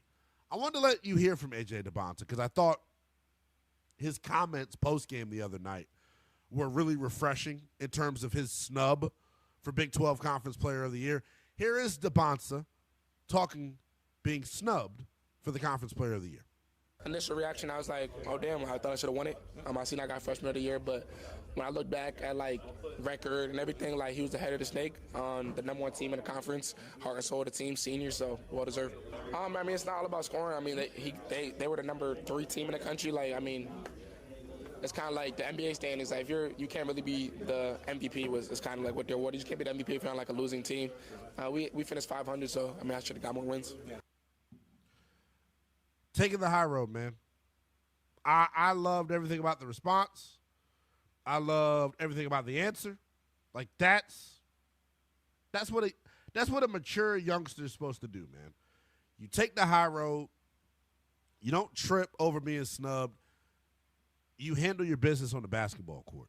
And I think that's what DeBonsa has done throughout the 3 games that he played in this Big 12 tournament. I expect to see him do it in the NCAA tournament as well. Speaking of the Big 12, last night I put a nail in the coffin, the final nail in the coffin of Darren Peterson. I have long said that I think he's the best player in the country. I can no longer die on that hill. People are starting to question my basketball acumen based off of those comments. And last night, what the Houston Cougars did to Darren Peterson in Arizona was downright nasty. He couldn't figure anything out. Finished with 14 points on 3 of 11 shooting. He has been god-awful here over the course of the past month or so. And to me, it's very clear and obvious who the number 1 pick in the draft should be. It should be A.J. DeBonsa. I'm now to the point where the way that Darius Acuff is playing, I'm probably taking him over Darren Peterson as well now. too, honestly. It's going to be crazy. When you have a star-studded freshman class like this, you kind of split hairs in terms of who's the best player in the country. The tournament is going to determine that. Final hour of power comes your way next. This is Westwood One Sports.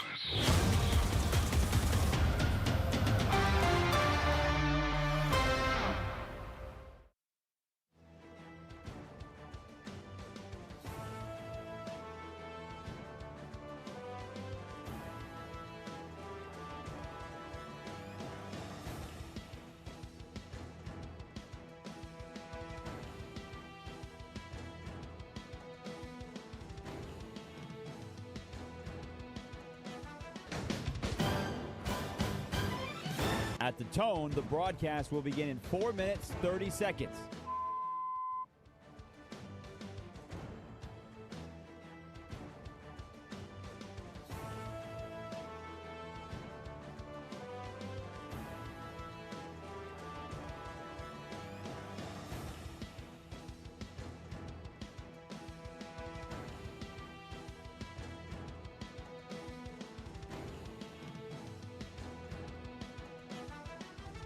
At the tone, the broadcast will begin in 4 minutes.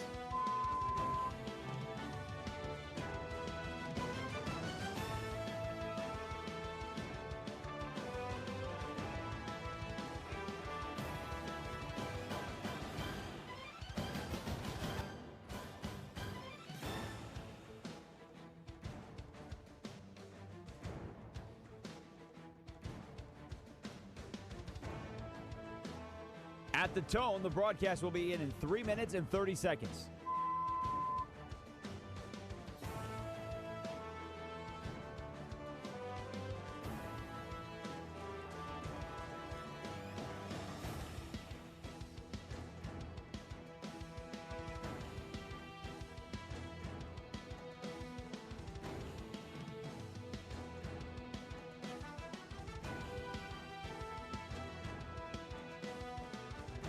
At the tone, the broadcast will begin in 3 minutes.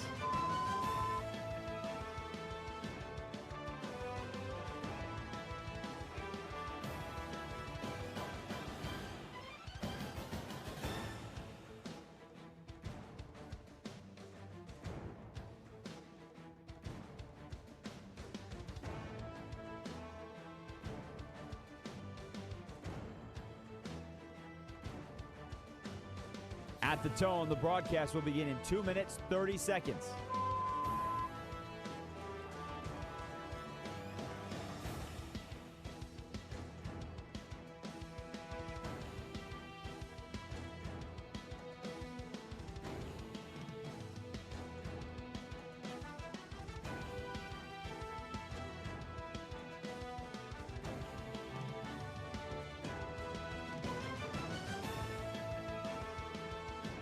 At the tone, the broadcast will begin in 2 minutes.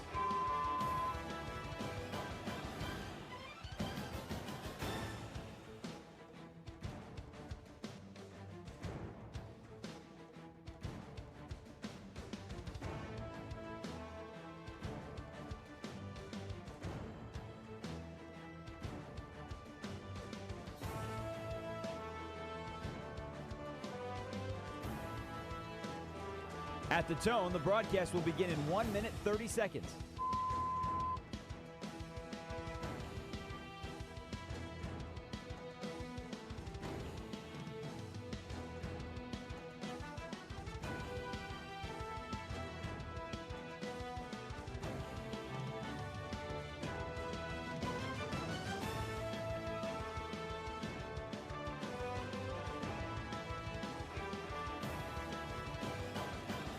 At the tone, the broadcast will begin in 1 minute.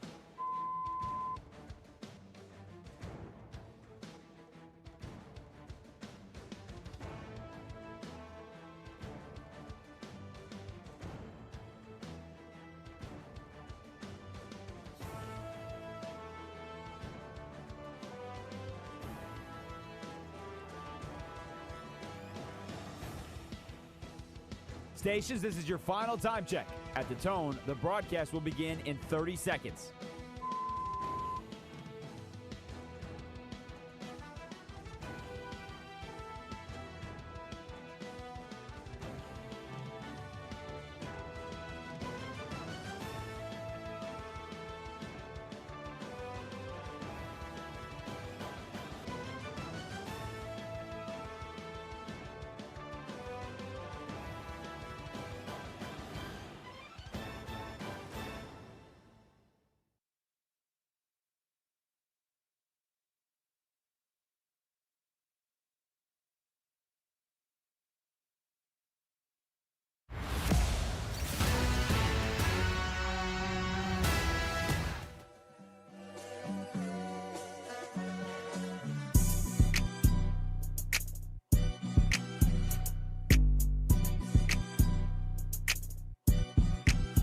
Westwood One Sports presents Lynnell Willingham. All right. One final hour to go here on a Sports Saturday as we take you coast to coast. Here on Westwood One Sports, you've been tapped into the youngest in Charles Lynnell Willingham.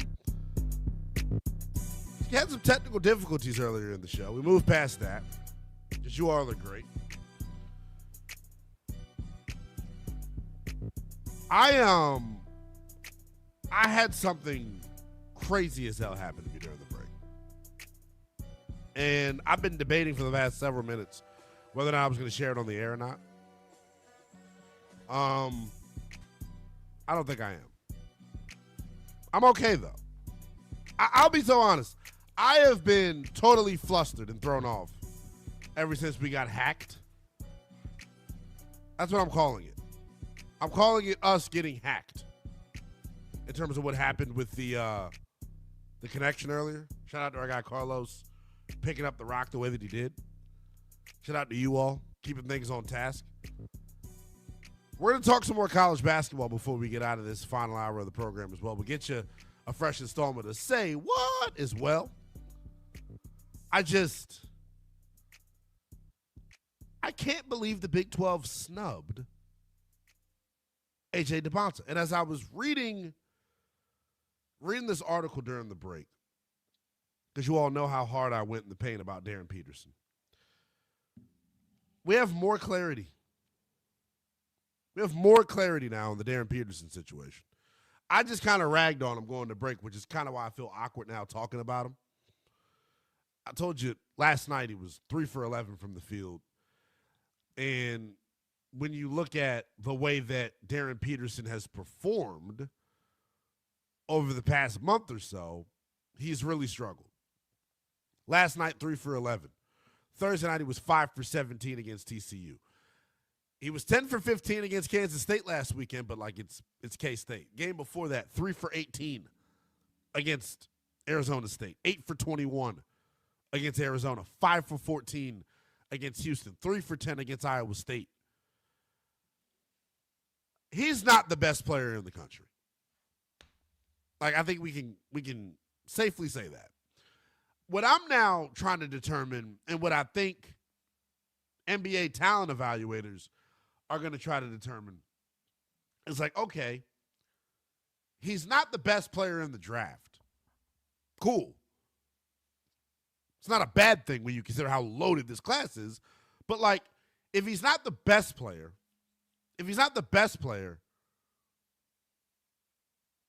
where do we rank him? Where do we rank him? Because like I said, I'm at a point right now where I'm ready to go all in for Darius Acuff Jr. Like I think it's DeBonta 1. I think it's Boozer 2. I think it's Acuff 3. Caleb Wilson 4. And then I may go Darren Peterson 5.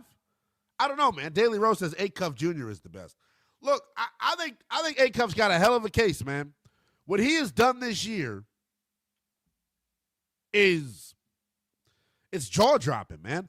Like, I don't want to act like, oh, it's never been done before, but like, he's having a pretty special year, man. He is. I give him all the credit in the world here.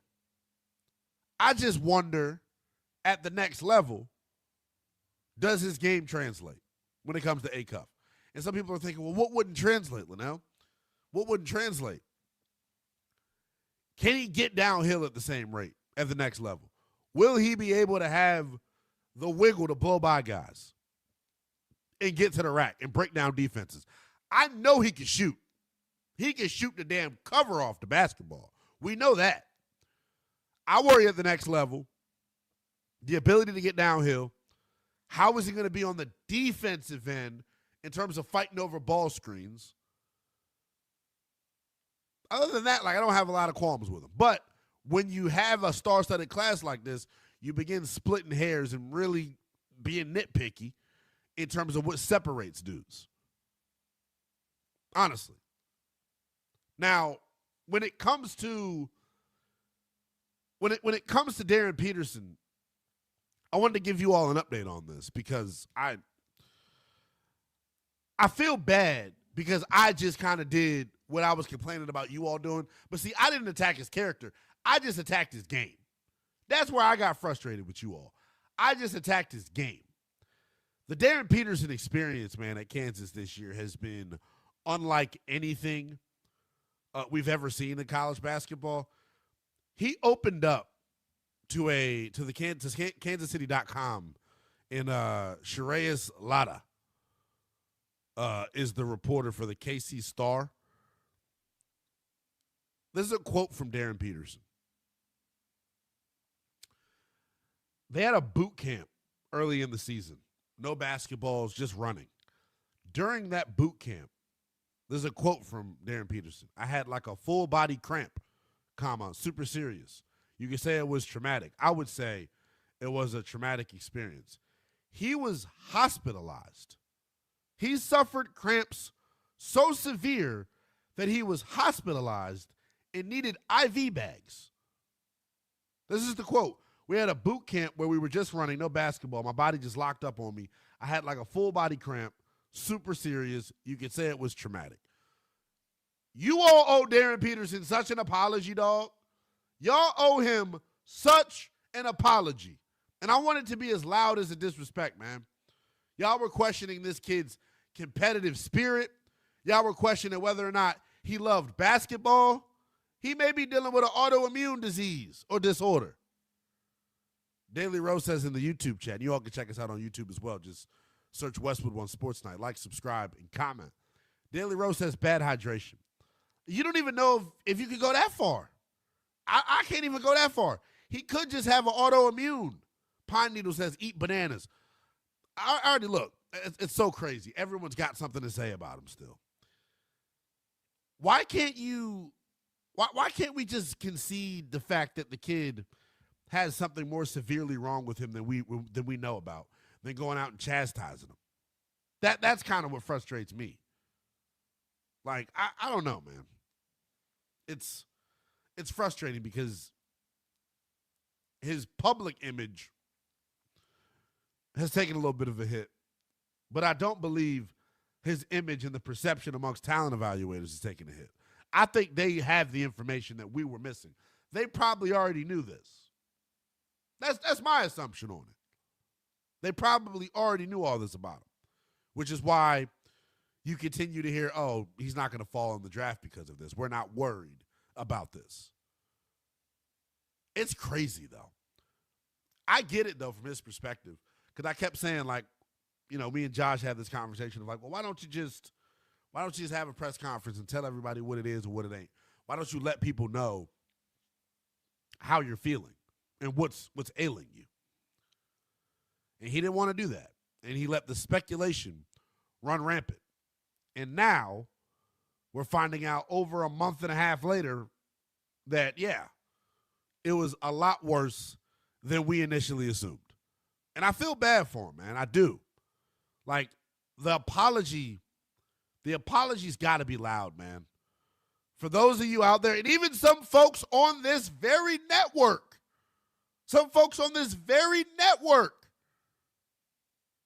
owe Darren Peterson an apology. You know what I'm saying? We got to be real here. We now have all the information. So the comments questioning his integrity, questioning his competitive spirit, questioning his give a damn level, you got to walk it back. Unless you're just going to be a jerk. You got to walk it back. And I'm talking to a certain person in particular. Seth Greenberg of the big four-letter network flapped his gums for several weeks about Darren Peterson and what he wasn't and what he's not going to be and what talent evaluators aren't going to deal with. You see? Are you happy now? And I know what people say. He could have just spoke. He's a 19-year-old, 18-year-old kid, man. You think he wants to go face the media and talk about something that's probably scaring the hell out of him? Think about it. He's hospitalized over this. Probably scared to death. Yet you all want him to answer questions in the media about what he's dealing with?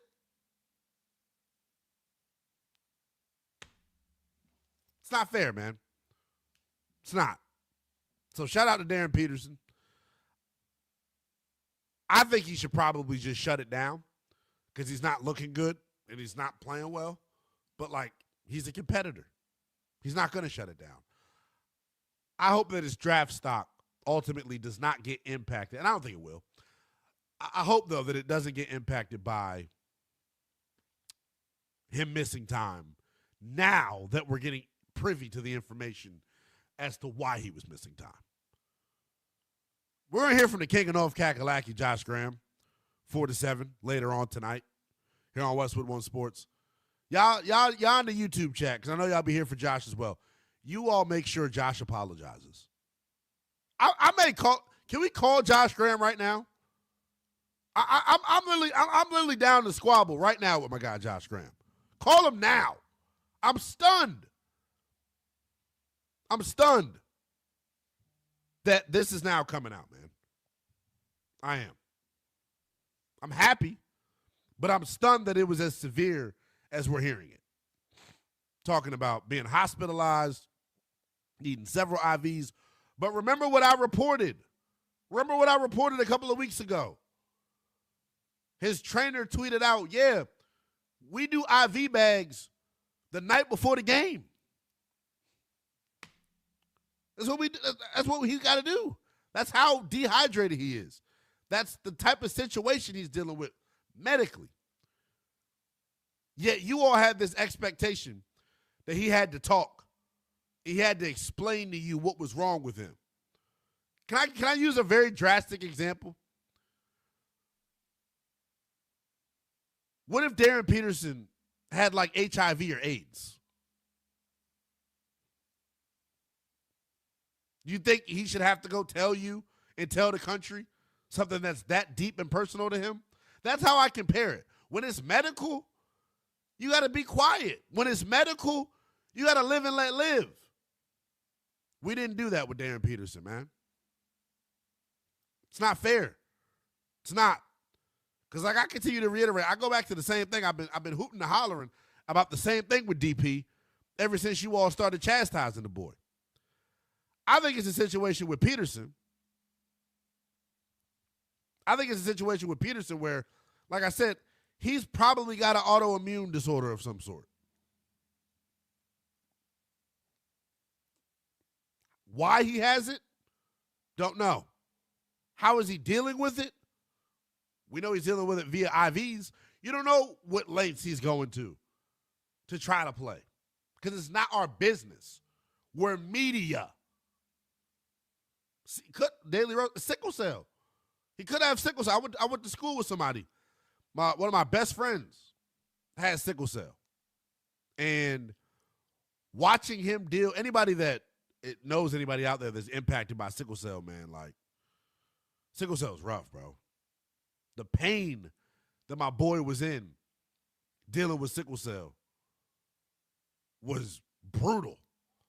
Say he's dealing with sickle cell. You think he owes it to big mouth ass Seth Greenberg?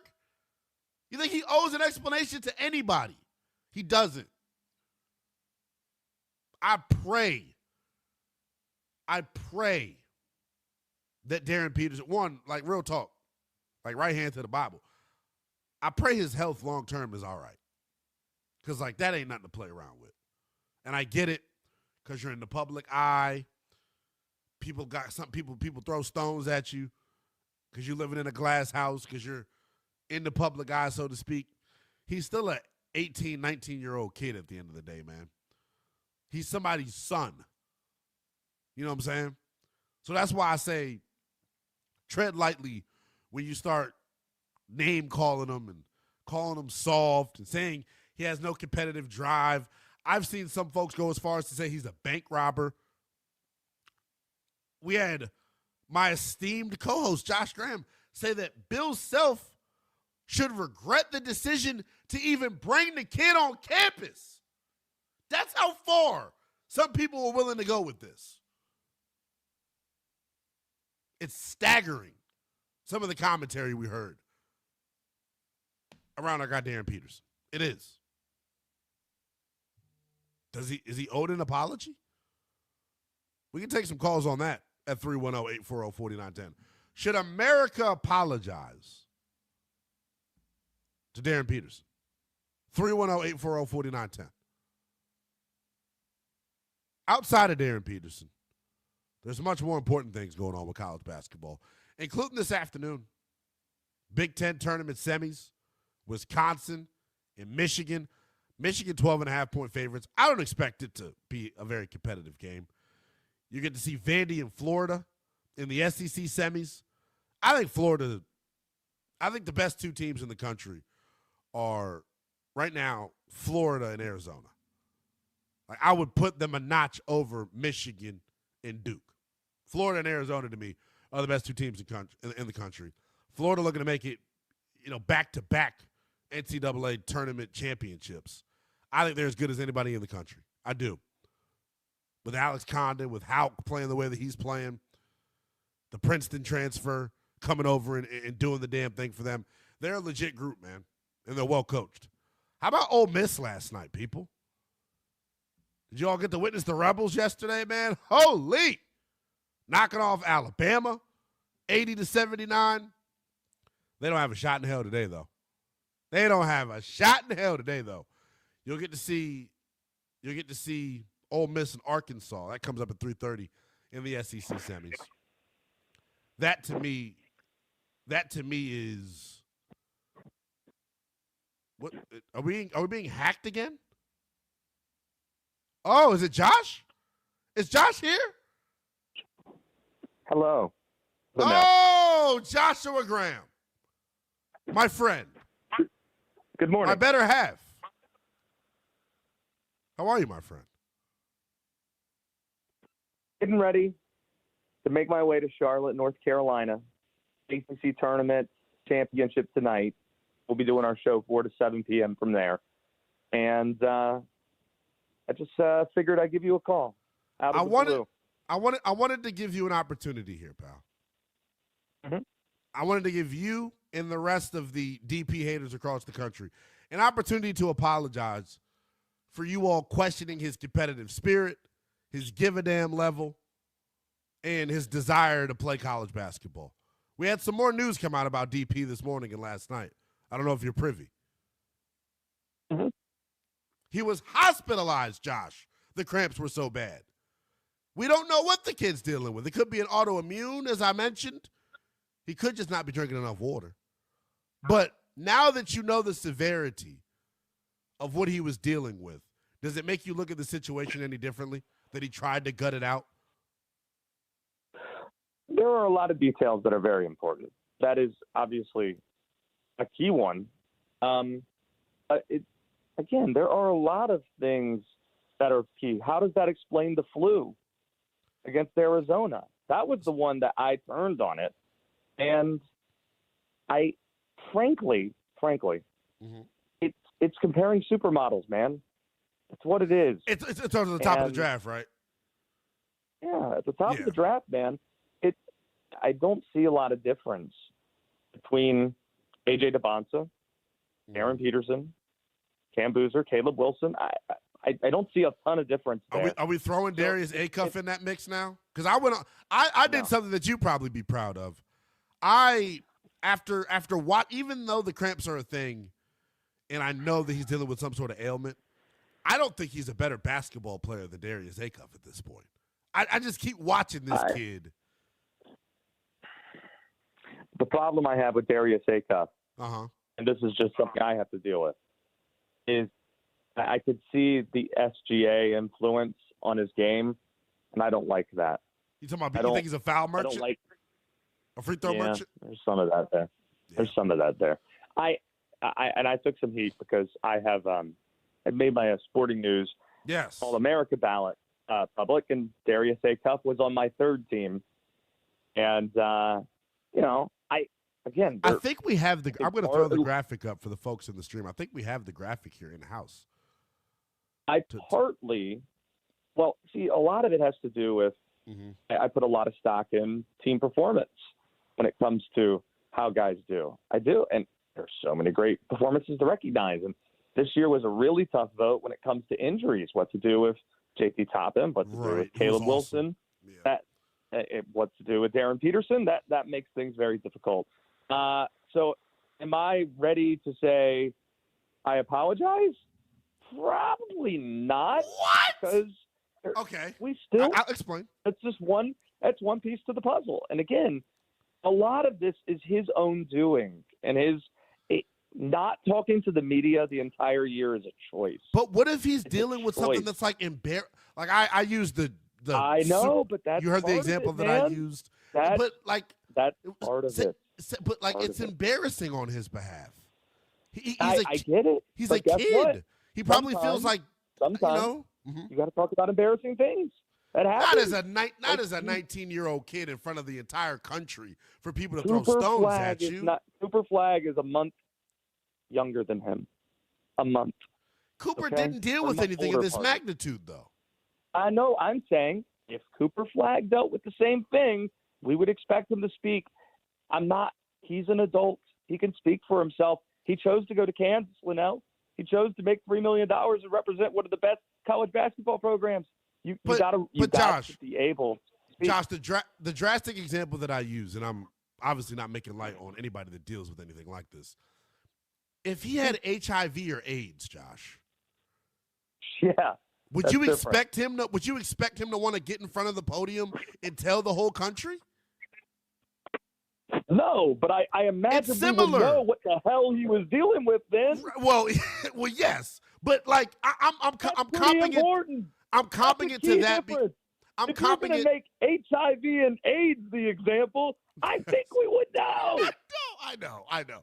You hear where I'm coming from, though, JG. Like I'm at a point where I'm just trying to give him, and we've had this conversation, and that's where we differ. Because you're looking at it, well, like he's getting paid, so like all bets are off. He owes us something. He's a professional athlete. That's what I'm saying. If he's embarrassed, obviously for him to cramp up the way that he's cramping up, I think it's an autoimmune. It may be something that he's embarrassed by or uncomfortable talking about. Because why? He's a 19-year-old kid. Just because you make more money, it doesn't make you more emotionally mature. But we're talking, again, the conversation we're having is, this is the comparing supermodel point. You call me a Darren Peterson hater, for example. I say he's going to be the second or third pick of the draft. I like some would say that's pretty good. It's like when people say, "Oh, you hate LeBron." You said he's the second greatest player to ever play a sport, right? So that part is important context as well. And again, I've seen him in person, seen him twice, and one time I saw him the entire second half sit on the bench while his teammates were trying to win a game in overtime. And yeah, he might have been dealing with hamstring stuff, but I'm talking disengaged, Lynnell. I'm talking not walking into a huddle. And I'm sorry, like Caleb Foster broke his foot last weekend at Duke, and guess what he did? Every huddle, but that's he got up and he walked to the huddle with his teammates. Every huddle, the man broke his foot, and Darren Peterson's sitting there. He's not even walking into the huddle of an overtime game. And you say he's 19. I saw the most competitive dude I ever covered a year ago, and Cooper Flagg. So I know what a number one overall pick is supposed to look like from a competitiveness level. And these are fair questions to have when that's a very important trait that scouts consider. If this conversation made the hairs on the back of your neck stand up, you can get 4 hours of this every Wednesday night on Westwood One Sports Night. Myself and the Kang enough Kakalaki Josh Graham, the Kang of the ACC. Go enjoy some good hoops, my friend. I appreciate you tagging in, man. Of course, man. See you later. That is our guy, Josh Graham. You can hear him 4 to 7 later tonight, live from Charlotte at the ACC tournament. Super excited to get his thoughts on Selection Sunday, which I'm sure he'll have covered for you wall to wall on his program coming up 4 to 7 p.m. I've completely killed the clock because I suck. We're going to take a quick timeout. When we come back, the most highly anticipated audio vault in all of Sports Talk Radio, Say What, is next. Conference tournaments are happening now. Who's in? Who's out? And how should it impact your bracket? March Madness is upon us on your official home of the NCAA tournament. Westwood One Sports.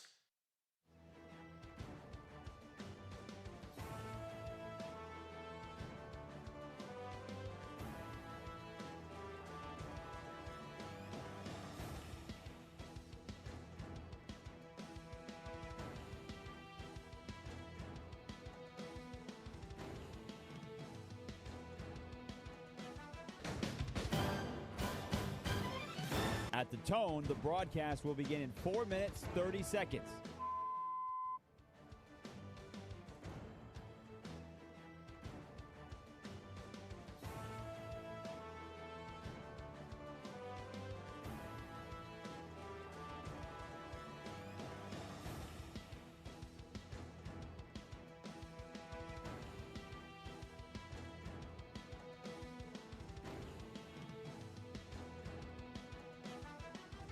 At the tone, the broadcast will begin in 4 minutes.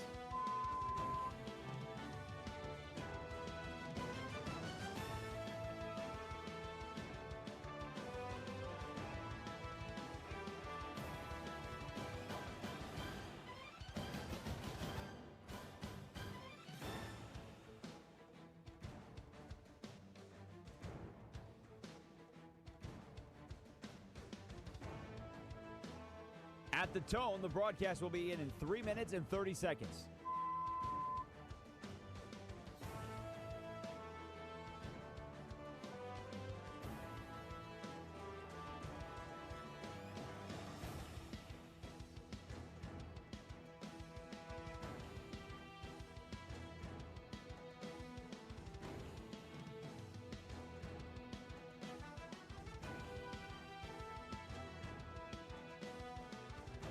At the tone, the broadcast will begin in 3 minutes.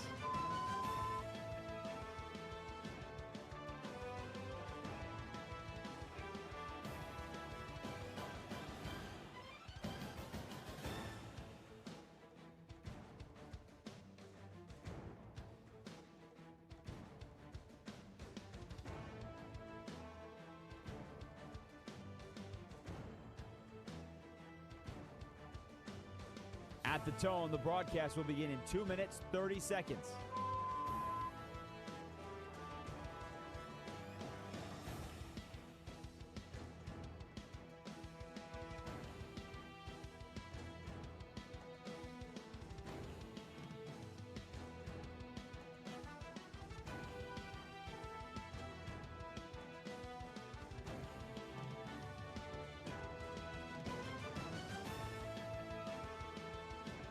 At the tone, the broadcast will begin in 2 minutes.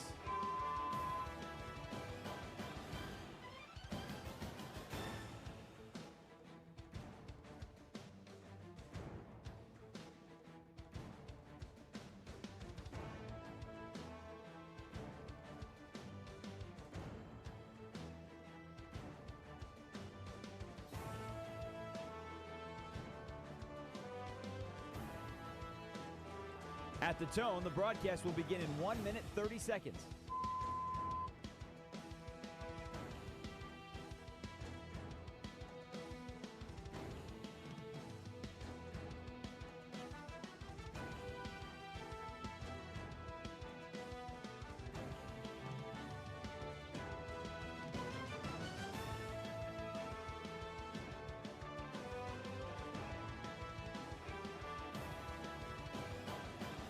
At the tone, the broadcast will begin in 1 minute.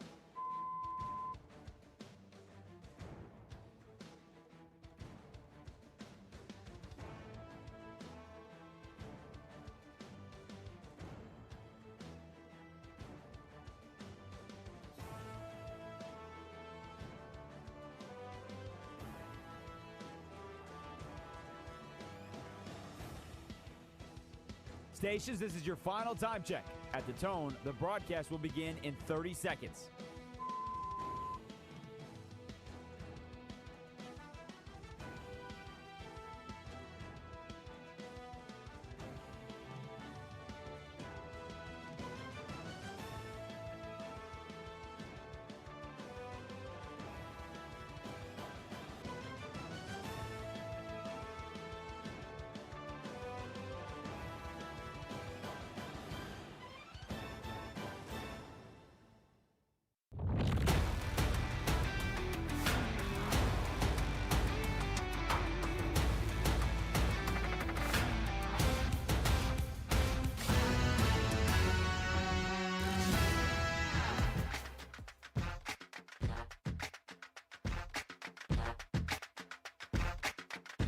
Westwood One Sports presents Lynnell Willingham.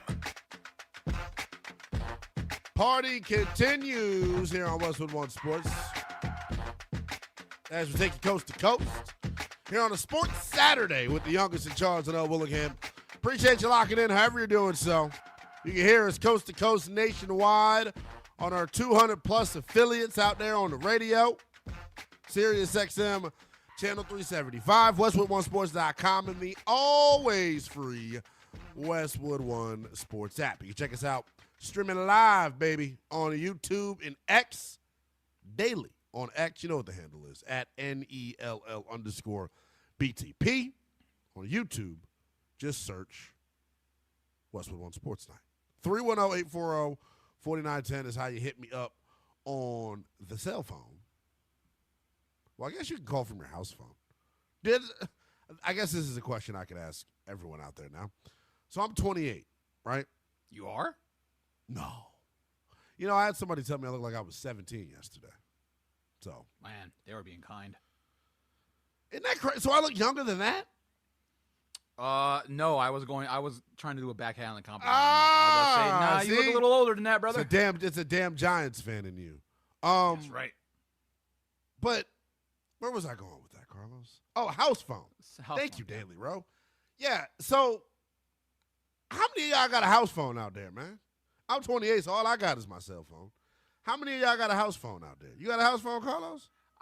So I have a house phone number, but we don't actually have a phone connected to it. And the only reason I had it is because my cable provider was just like, hey, your bill's actually going to be cheaper if you bundle everything together. And I'm like, I'm not going to use this. They're like, just take it. Yeah. Okay. So I have a number. I don't know what the number is. And it has actually rang once in the 10 years that I've been here because an alert flashed on my TV. You're like, receiving a phone call. I'm like, because it's connected, but you don't hear. Government? Yeah, okay. Yeah. Like, what's going on? Why did I bring up a house phone? Because you were giving out the phone number and you were like, call me on the cell phone, ... I am a professional. Yes, you are. Clearly I'm not. My memory's just shot. But no, like, do y'all have house phones out there? And I'm only asking you guys because I know our audience is wide ranging. We got some people that listen to us probably 25. We got probably some people that listen to us 75. Daily Rose says his parents are 80.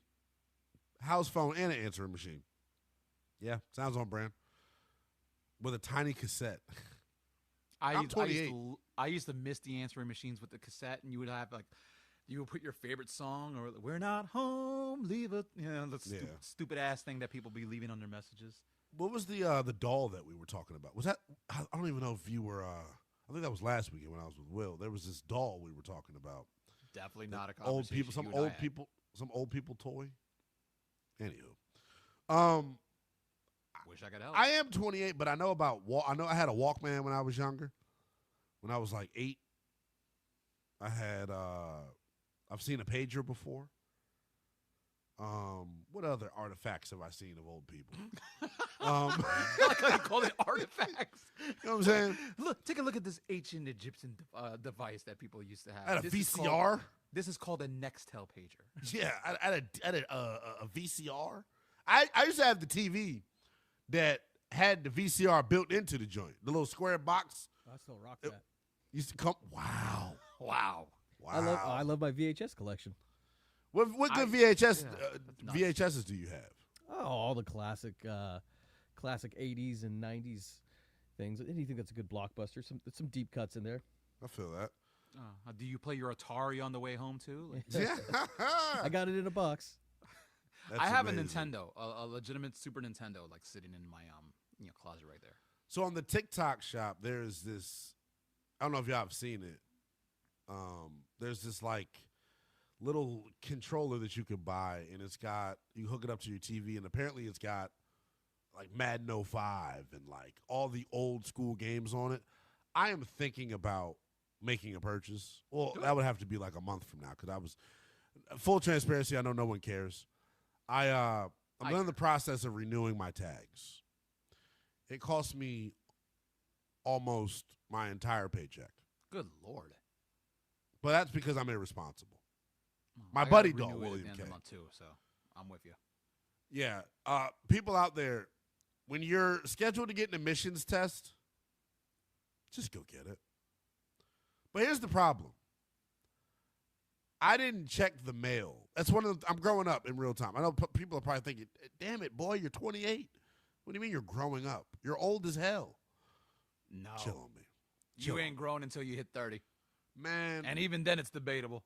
You know, like, to me, I didn't realize the importance level of checking the mail.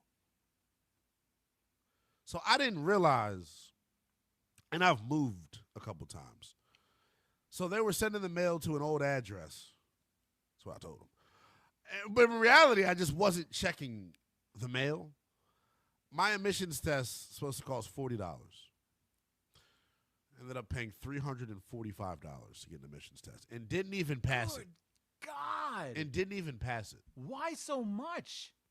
Because it was scheduled for February of 2025.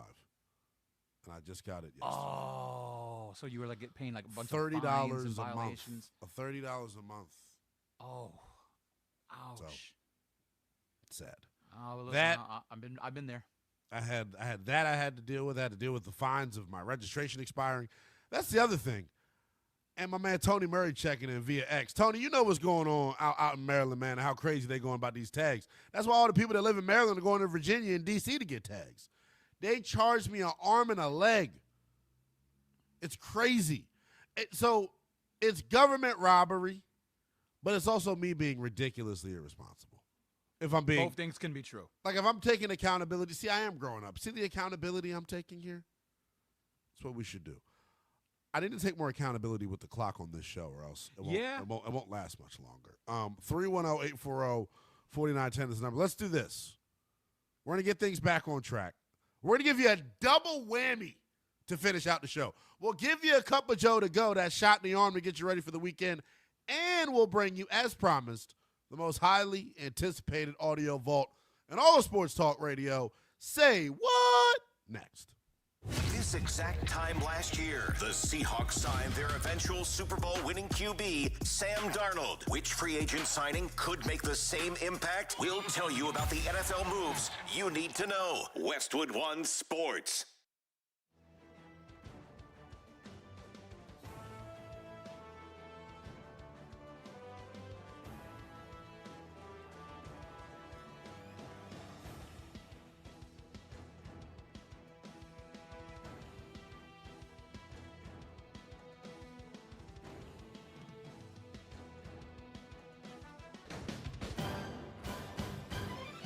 At the tone, the broadcast will begin in 4 minutes, 30 seconds.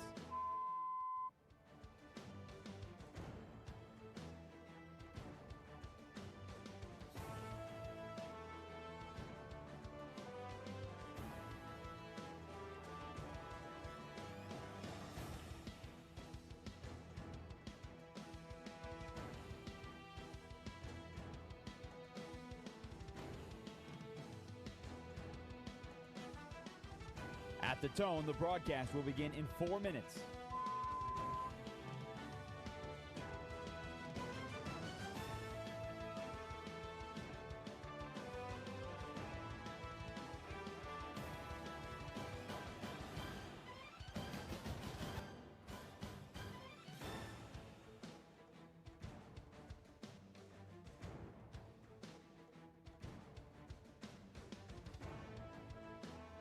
At the tone, the broadcast will be in 3 minutes and 30 seconds.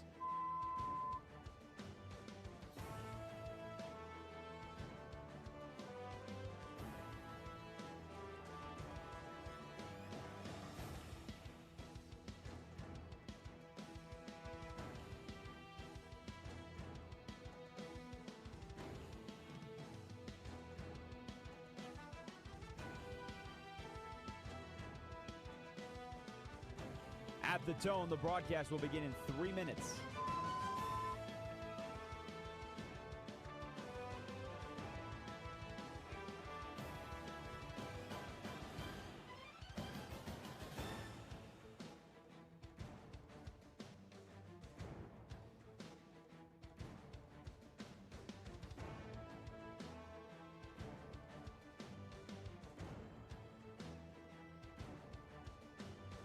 At At the tone, the broadcast will begin in 2 minutes, 30 seconds.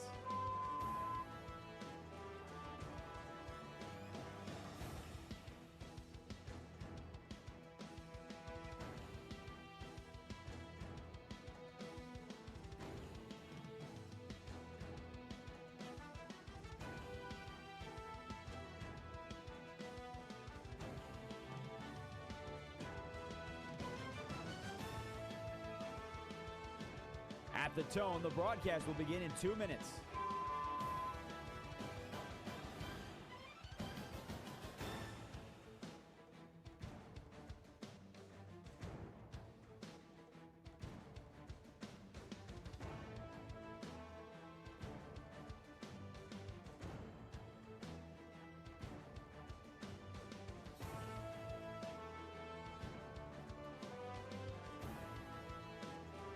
At the tone, the broadcast will begin in 1 minute, 30 seconds.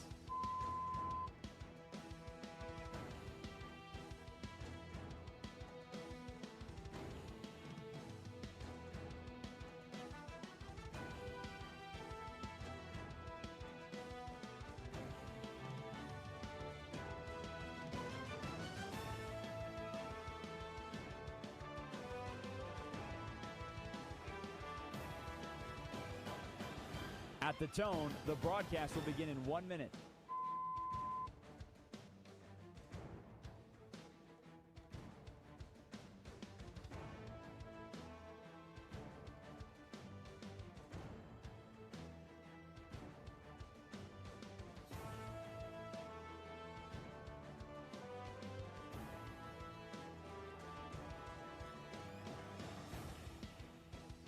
Stations, this is your final time check. At the tone, the broadcast will begin in 30 seconds.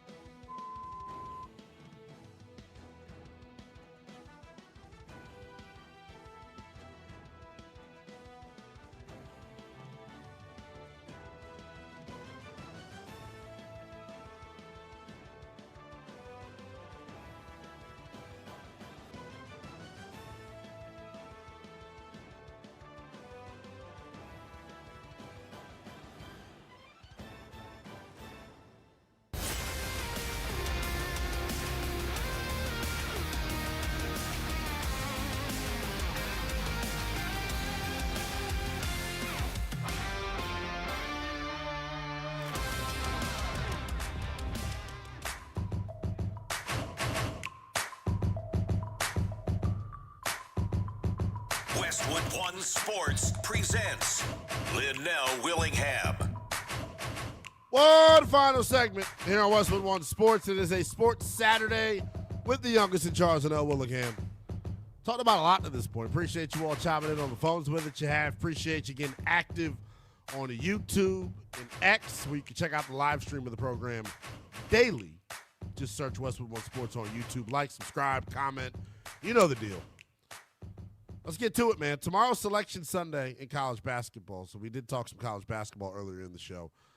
Real quick before we get into say what, I do want to just plant my flag in the sand, so to speak. A.J. DeBonsa 1. Cam Boozer 2.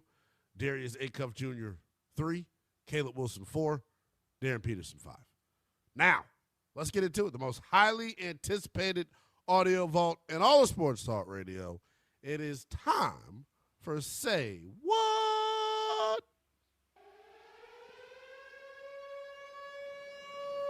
They are who we thought they were. We in here. The biggest names in sports step up to the mic. The guy is drunk. The best audio in the world of sports. As there's a drive in a deep left field by Castellanos, it will be a home run. Come after me. I don't come with the bullshit. It's Say What?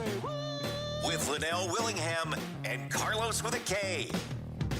All right, Say What, the best audio in the world of sports. Let's start with Eric Spoelstra, who's channeling his inner Conor McGregor. And the reason we're going to hear from Eric Spoelstra is because Bam Adebayo, with the most random 80-plus point performance you will find in the NBA. That's what the thing I love about sports. I know I don't want to make it as a generic statement, Lynnell, but, brother, any given night, anything could happen. And that's just, to me, the number one appeal with sports. You never know what you're going to watch. Who had Bam Adebayo scoring more than 50, let alone 83 in a meaningless Tuesday game? Not this guy. Right. Not this guy right over here, but Eric Spoelstra channeling his inner Conor McGregor, apologizing to absolutely nobody. I apologize to absolutely no one. Period. And going into the game, it's a Tuesday night game against a team where they're not playing for anything, where their organization is trying to lose. We've already lost a game, in that kind of situation. We have players that are sitting out, and I spoke to Bam about I want, as our best player and team captain, for him to be locked in and ready. And he sure was. Eric, nobody's hearing that, pal. I'm sorry. The two biggest frauds this week, Bam and Eric DeCosta. Ravens are frauds. The Heat are frauds. Two organizations that have been cosplaying these gold standard organizations for years. What do you always hear? Oh, Heat culture. Heat culture. Heat culture my ass. He shot 46 free throws. Or 43 free throws, rather. Made 36 of them. He was 7-22 from 3. You know what's the bigger story to me? Bam Adebayo, here's how I'll flip it. Bam Adebayo, you suck. Because if you were good, you would have scored 100. You were 7-22. You missed 7 free throws. If you were any good, you would have scored 100 points, pal. I get so annoyed. No, Carlos, because I'm sick. It's been a hot button topic throughout the week, and I've had to listen to people who think they know basketball, and it frustrates me. Dog, if you actually watch this thing, and guess who was actually watching? Me, because it was my favorite team he did it against. I don't know what's worse, my lousy Wizards giving up 150, or Bam scoring that fraudulent-ass 83. They were doing hack-a-wizard for the final 2.5 minutes. They were fouling just to get the ball back. That's the only thing that I would say is pretty pathetic by the Heat. Just the hack-a-wizard at the end of it. Like, come on, bro. But, I think this is a big overreaction. Only reason that this is a big problem, forget about the sanctity of the game. Miss me with all that junk. It's because Bam was passing Kobe. If it was Bam passing anybody random, nobody would blink. But because it was Kobe, R.I.P., a lot of people got a problem with what the Heat did and Bam scoring 83. This would be a non-issue if it was like, I don't know, Seth Curry. Nobody would. Yeah, because he would have done it ethically. It would have been an ethical... Dude. And then to have Asia Wilson... First of all, Bam, I got a lot of problems with Bam. Bam think he bigger than the program. Who else's wife and girlfriend just to be on the podium with him after an 83-point performance? Who else's girl is allowed to be at a post-game media availability? Heat culture. Is that heat culture? Pat Riley was complaining and bitching about LeBron eating cookies on a plane. and now we're allowing Asia Wilson to be a part of the post-game presser? Yeah, it's ridiculous. Somehow this is all LeBron's fault. Let's go to Jaylen Brown. He was on the Cousins podcast with Vince Carter and Tracy McGrady, which I found out was a podcast as of 5 hours ago. But they had Jaylen Brown, who honestly really should be in the MVP conversation. He's not. Doesn't look like he's going to be around the threshold of the minimum games. He talked about the importance of winning the award. Oh, it would be cool. It would be nice. But in terms of like winning MVP versus winning the championship, it's a big gap for me. I'll rather play for another championship, but it would be nice. But that's not in my control. I feel like I fit the criteria for it. I feel like I've especially what they were saying. People were saying about me before the season that I couldn't do it or I wasn't capable of being this or being that. And I've been able to kind of shoulder that and then also help lead my team to where we're at now, but people constantly just move the bar. So now we fast forward. Now I don't have enough to fit the criteria, so I probably never will. One of my favorite NBA analysts, Kendrick Perkins, said Jaylen Brown's the NBA young boy of the NBA. He damn skippy. Dog, there is no player that has improved his individual stock more this year than Jaylen Brown. Everything he said there was 100% spot on. Like, I know people look down on him because they're constantly comparing him to Jason Tatum. I can make the argument he's a better basketball player than Jason Tatum, man. Honestly, I think it's yin and yang, flip a coin. Like, they're both elite two-way players. But, dog, why Jaylen Brown's season was so impressive to me is, like, you realize there was conversations about the Celtics landing A.J. DeBonsa this summer? Yeah. Like, that's what the conversation was leading into the year, because we thought without Jason Tatum they would be a bottom-feeding team. Not only have they not been bottom feeders, they're 5 games out of the number 1 seed in the Eastern Conference. And there's not a scarier team right now in the NBA than the Boston Celtics. It's not every day you get to drop in an all-NBA player into the lineup in the final month of the season like they have with Jason Tatum. Yeah, 1,000%. I proclaim this team dead. So, shows what the hell I know. Lynnell, are you thirsty? I'm always thirsty, pal. All right, let's give everybody a cup of Joe to go. And we'll do today's Cup of Joe to go with a very furry friend. I don't know. It seems like I always find myself getting into animal stories. Originally, I was going to talk about a sneaker reseller that turned into a terrorist. But as I started to read that story, brother. Seems like a deep cut. Yeah, no, we got deep. I'm like talking about ties to ISIS and whatnot. So I'm like, maybe we stay away from that one. But all right. All right. What do you think is one of the strangest animals to catch as a stowaway from one country to another? Animals that exist in one country and comes to here? Yeah. Random animal? Yeah, give me a random animal. Like that I would choose to transport? A gorilla. Ooh, that's very exotic. Not as exotic as what actually happened. A red fox stowed away on a cargo ship traveling from England to New York. So it was truly a sly fox here. It was a red fox, got into a cargo ship with a bunch of cars. The workers in the New York side, they opened it up to get everything off, and then there was this fox just looking back at everybody. It's like saying, hello, the fox is in good health right now, being under the care of veterinarians in the Bronx Zoo. The fox looks like it's a young pup, 2 years old. They're going to rehome it. Right now, everything is okay, but wanted to bring everybody to attention. A fox from England decided to say, screw to the UK. It's 1776. I'm partying like this year, going to the U.S. I'm about to Freedom! say, what does the fox have? I would love to know where the parents have said fox. Why were we not being more diligent, Mr. and Mrs. Fox over baby fox?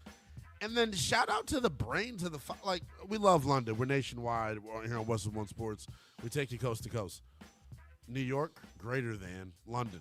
Can't believe I'm saying it because New York sucks. But London also sucks. So there we go. You know what didn't suck? This Sports Saturday with you all, man. Appreciate you all locking in with us, however you do so. Shout out to the super producer, Carlos, with a K, helping us out. Shout out our guy, Lee, taking your calls. And shout out to you all participating the way that you did, man. You all are the absolute best. If you want to keep the conversation rolling with me on social media, it is at NELL_BTP. Enjoy all the good college basketball today. I'm back with you tomorrow, same place, same time, here on Westwood One Sports. This is Westwood One Sports.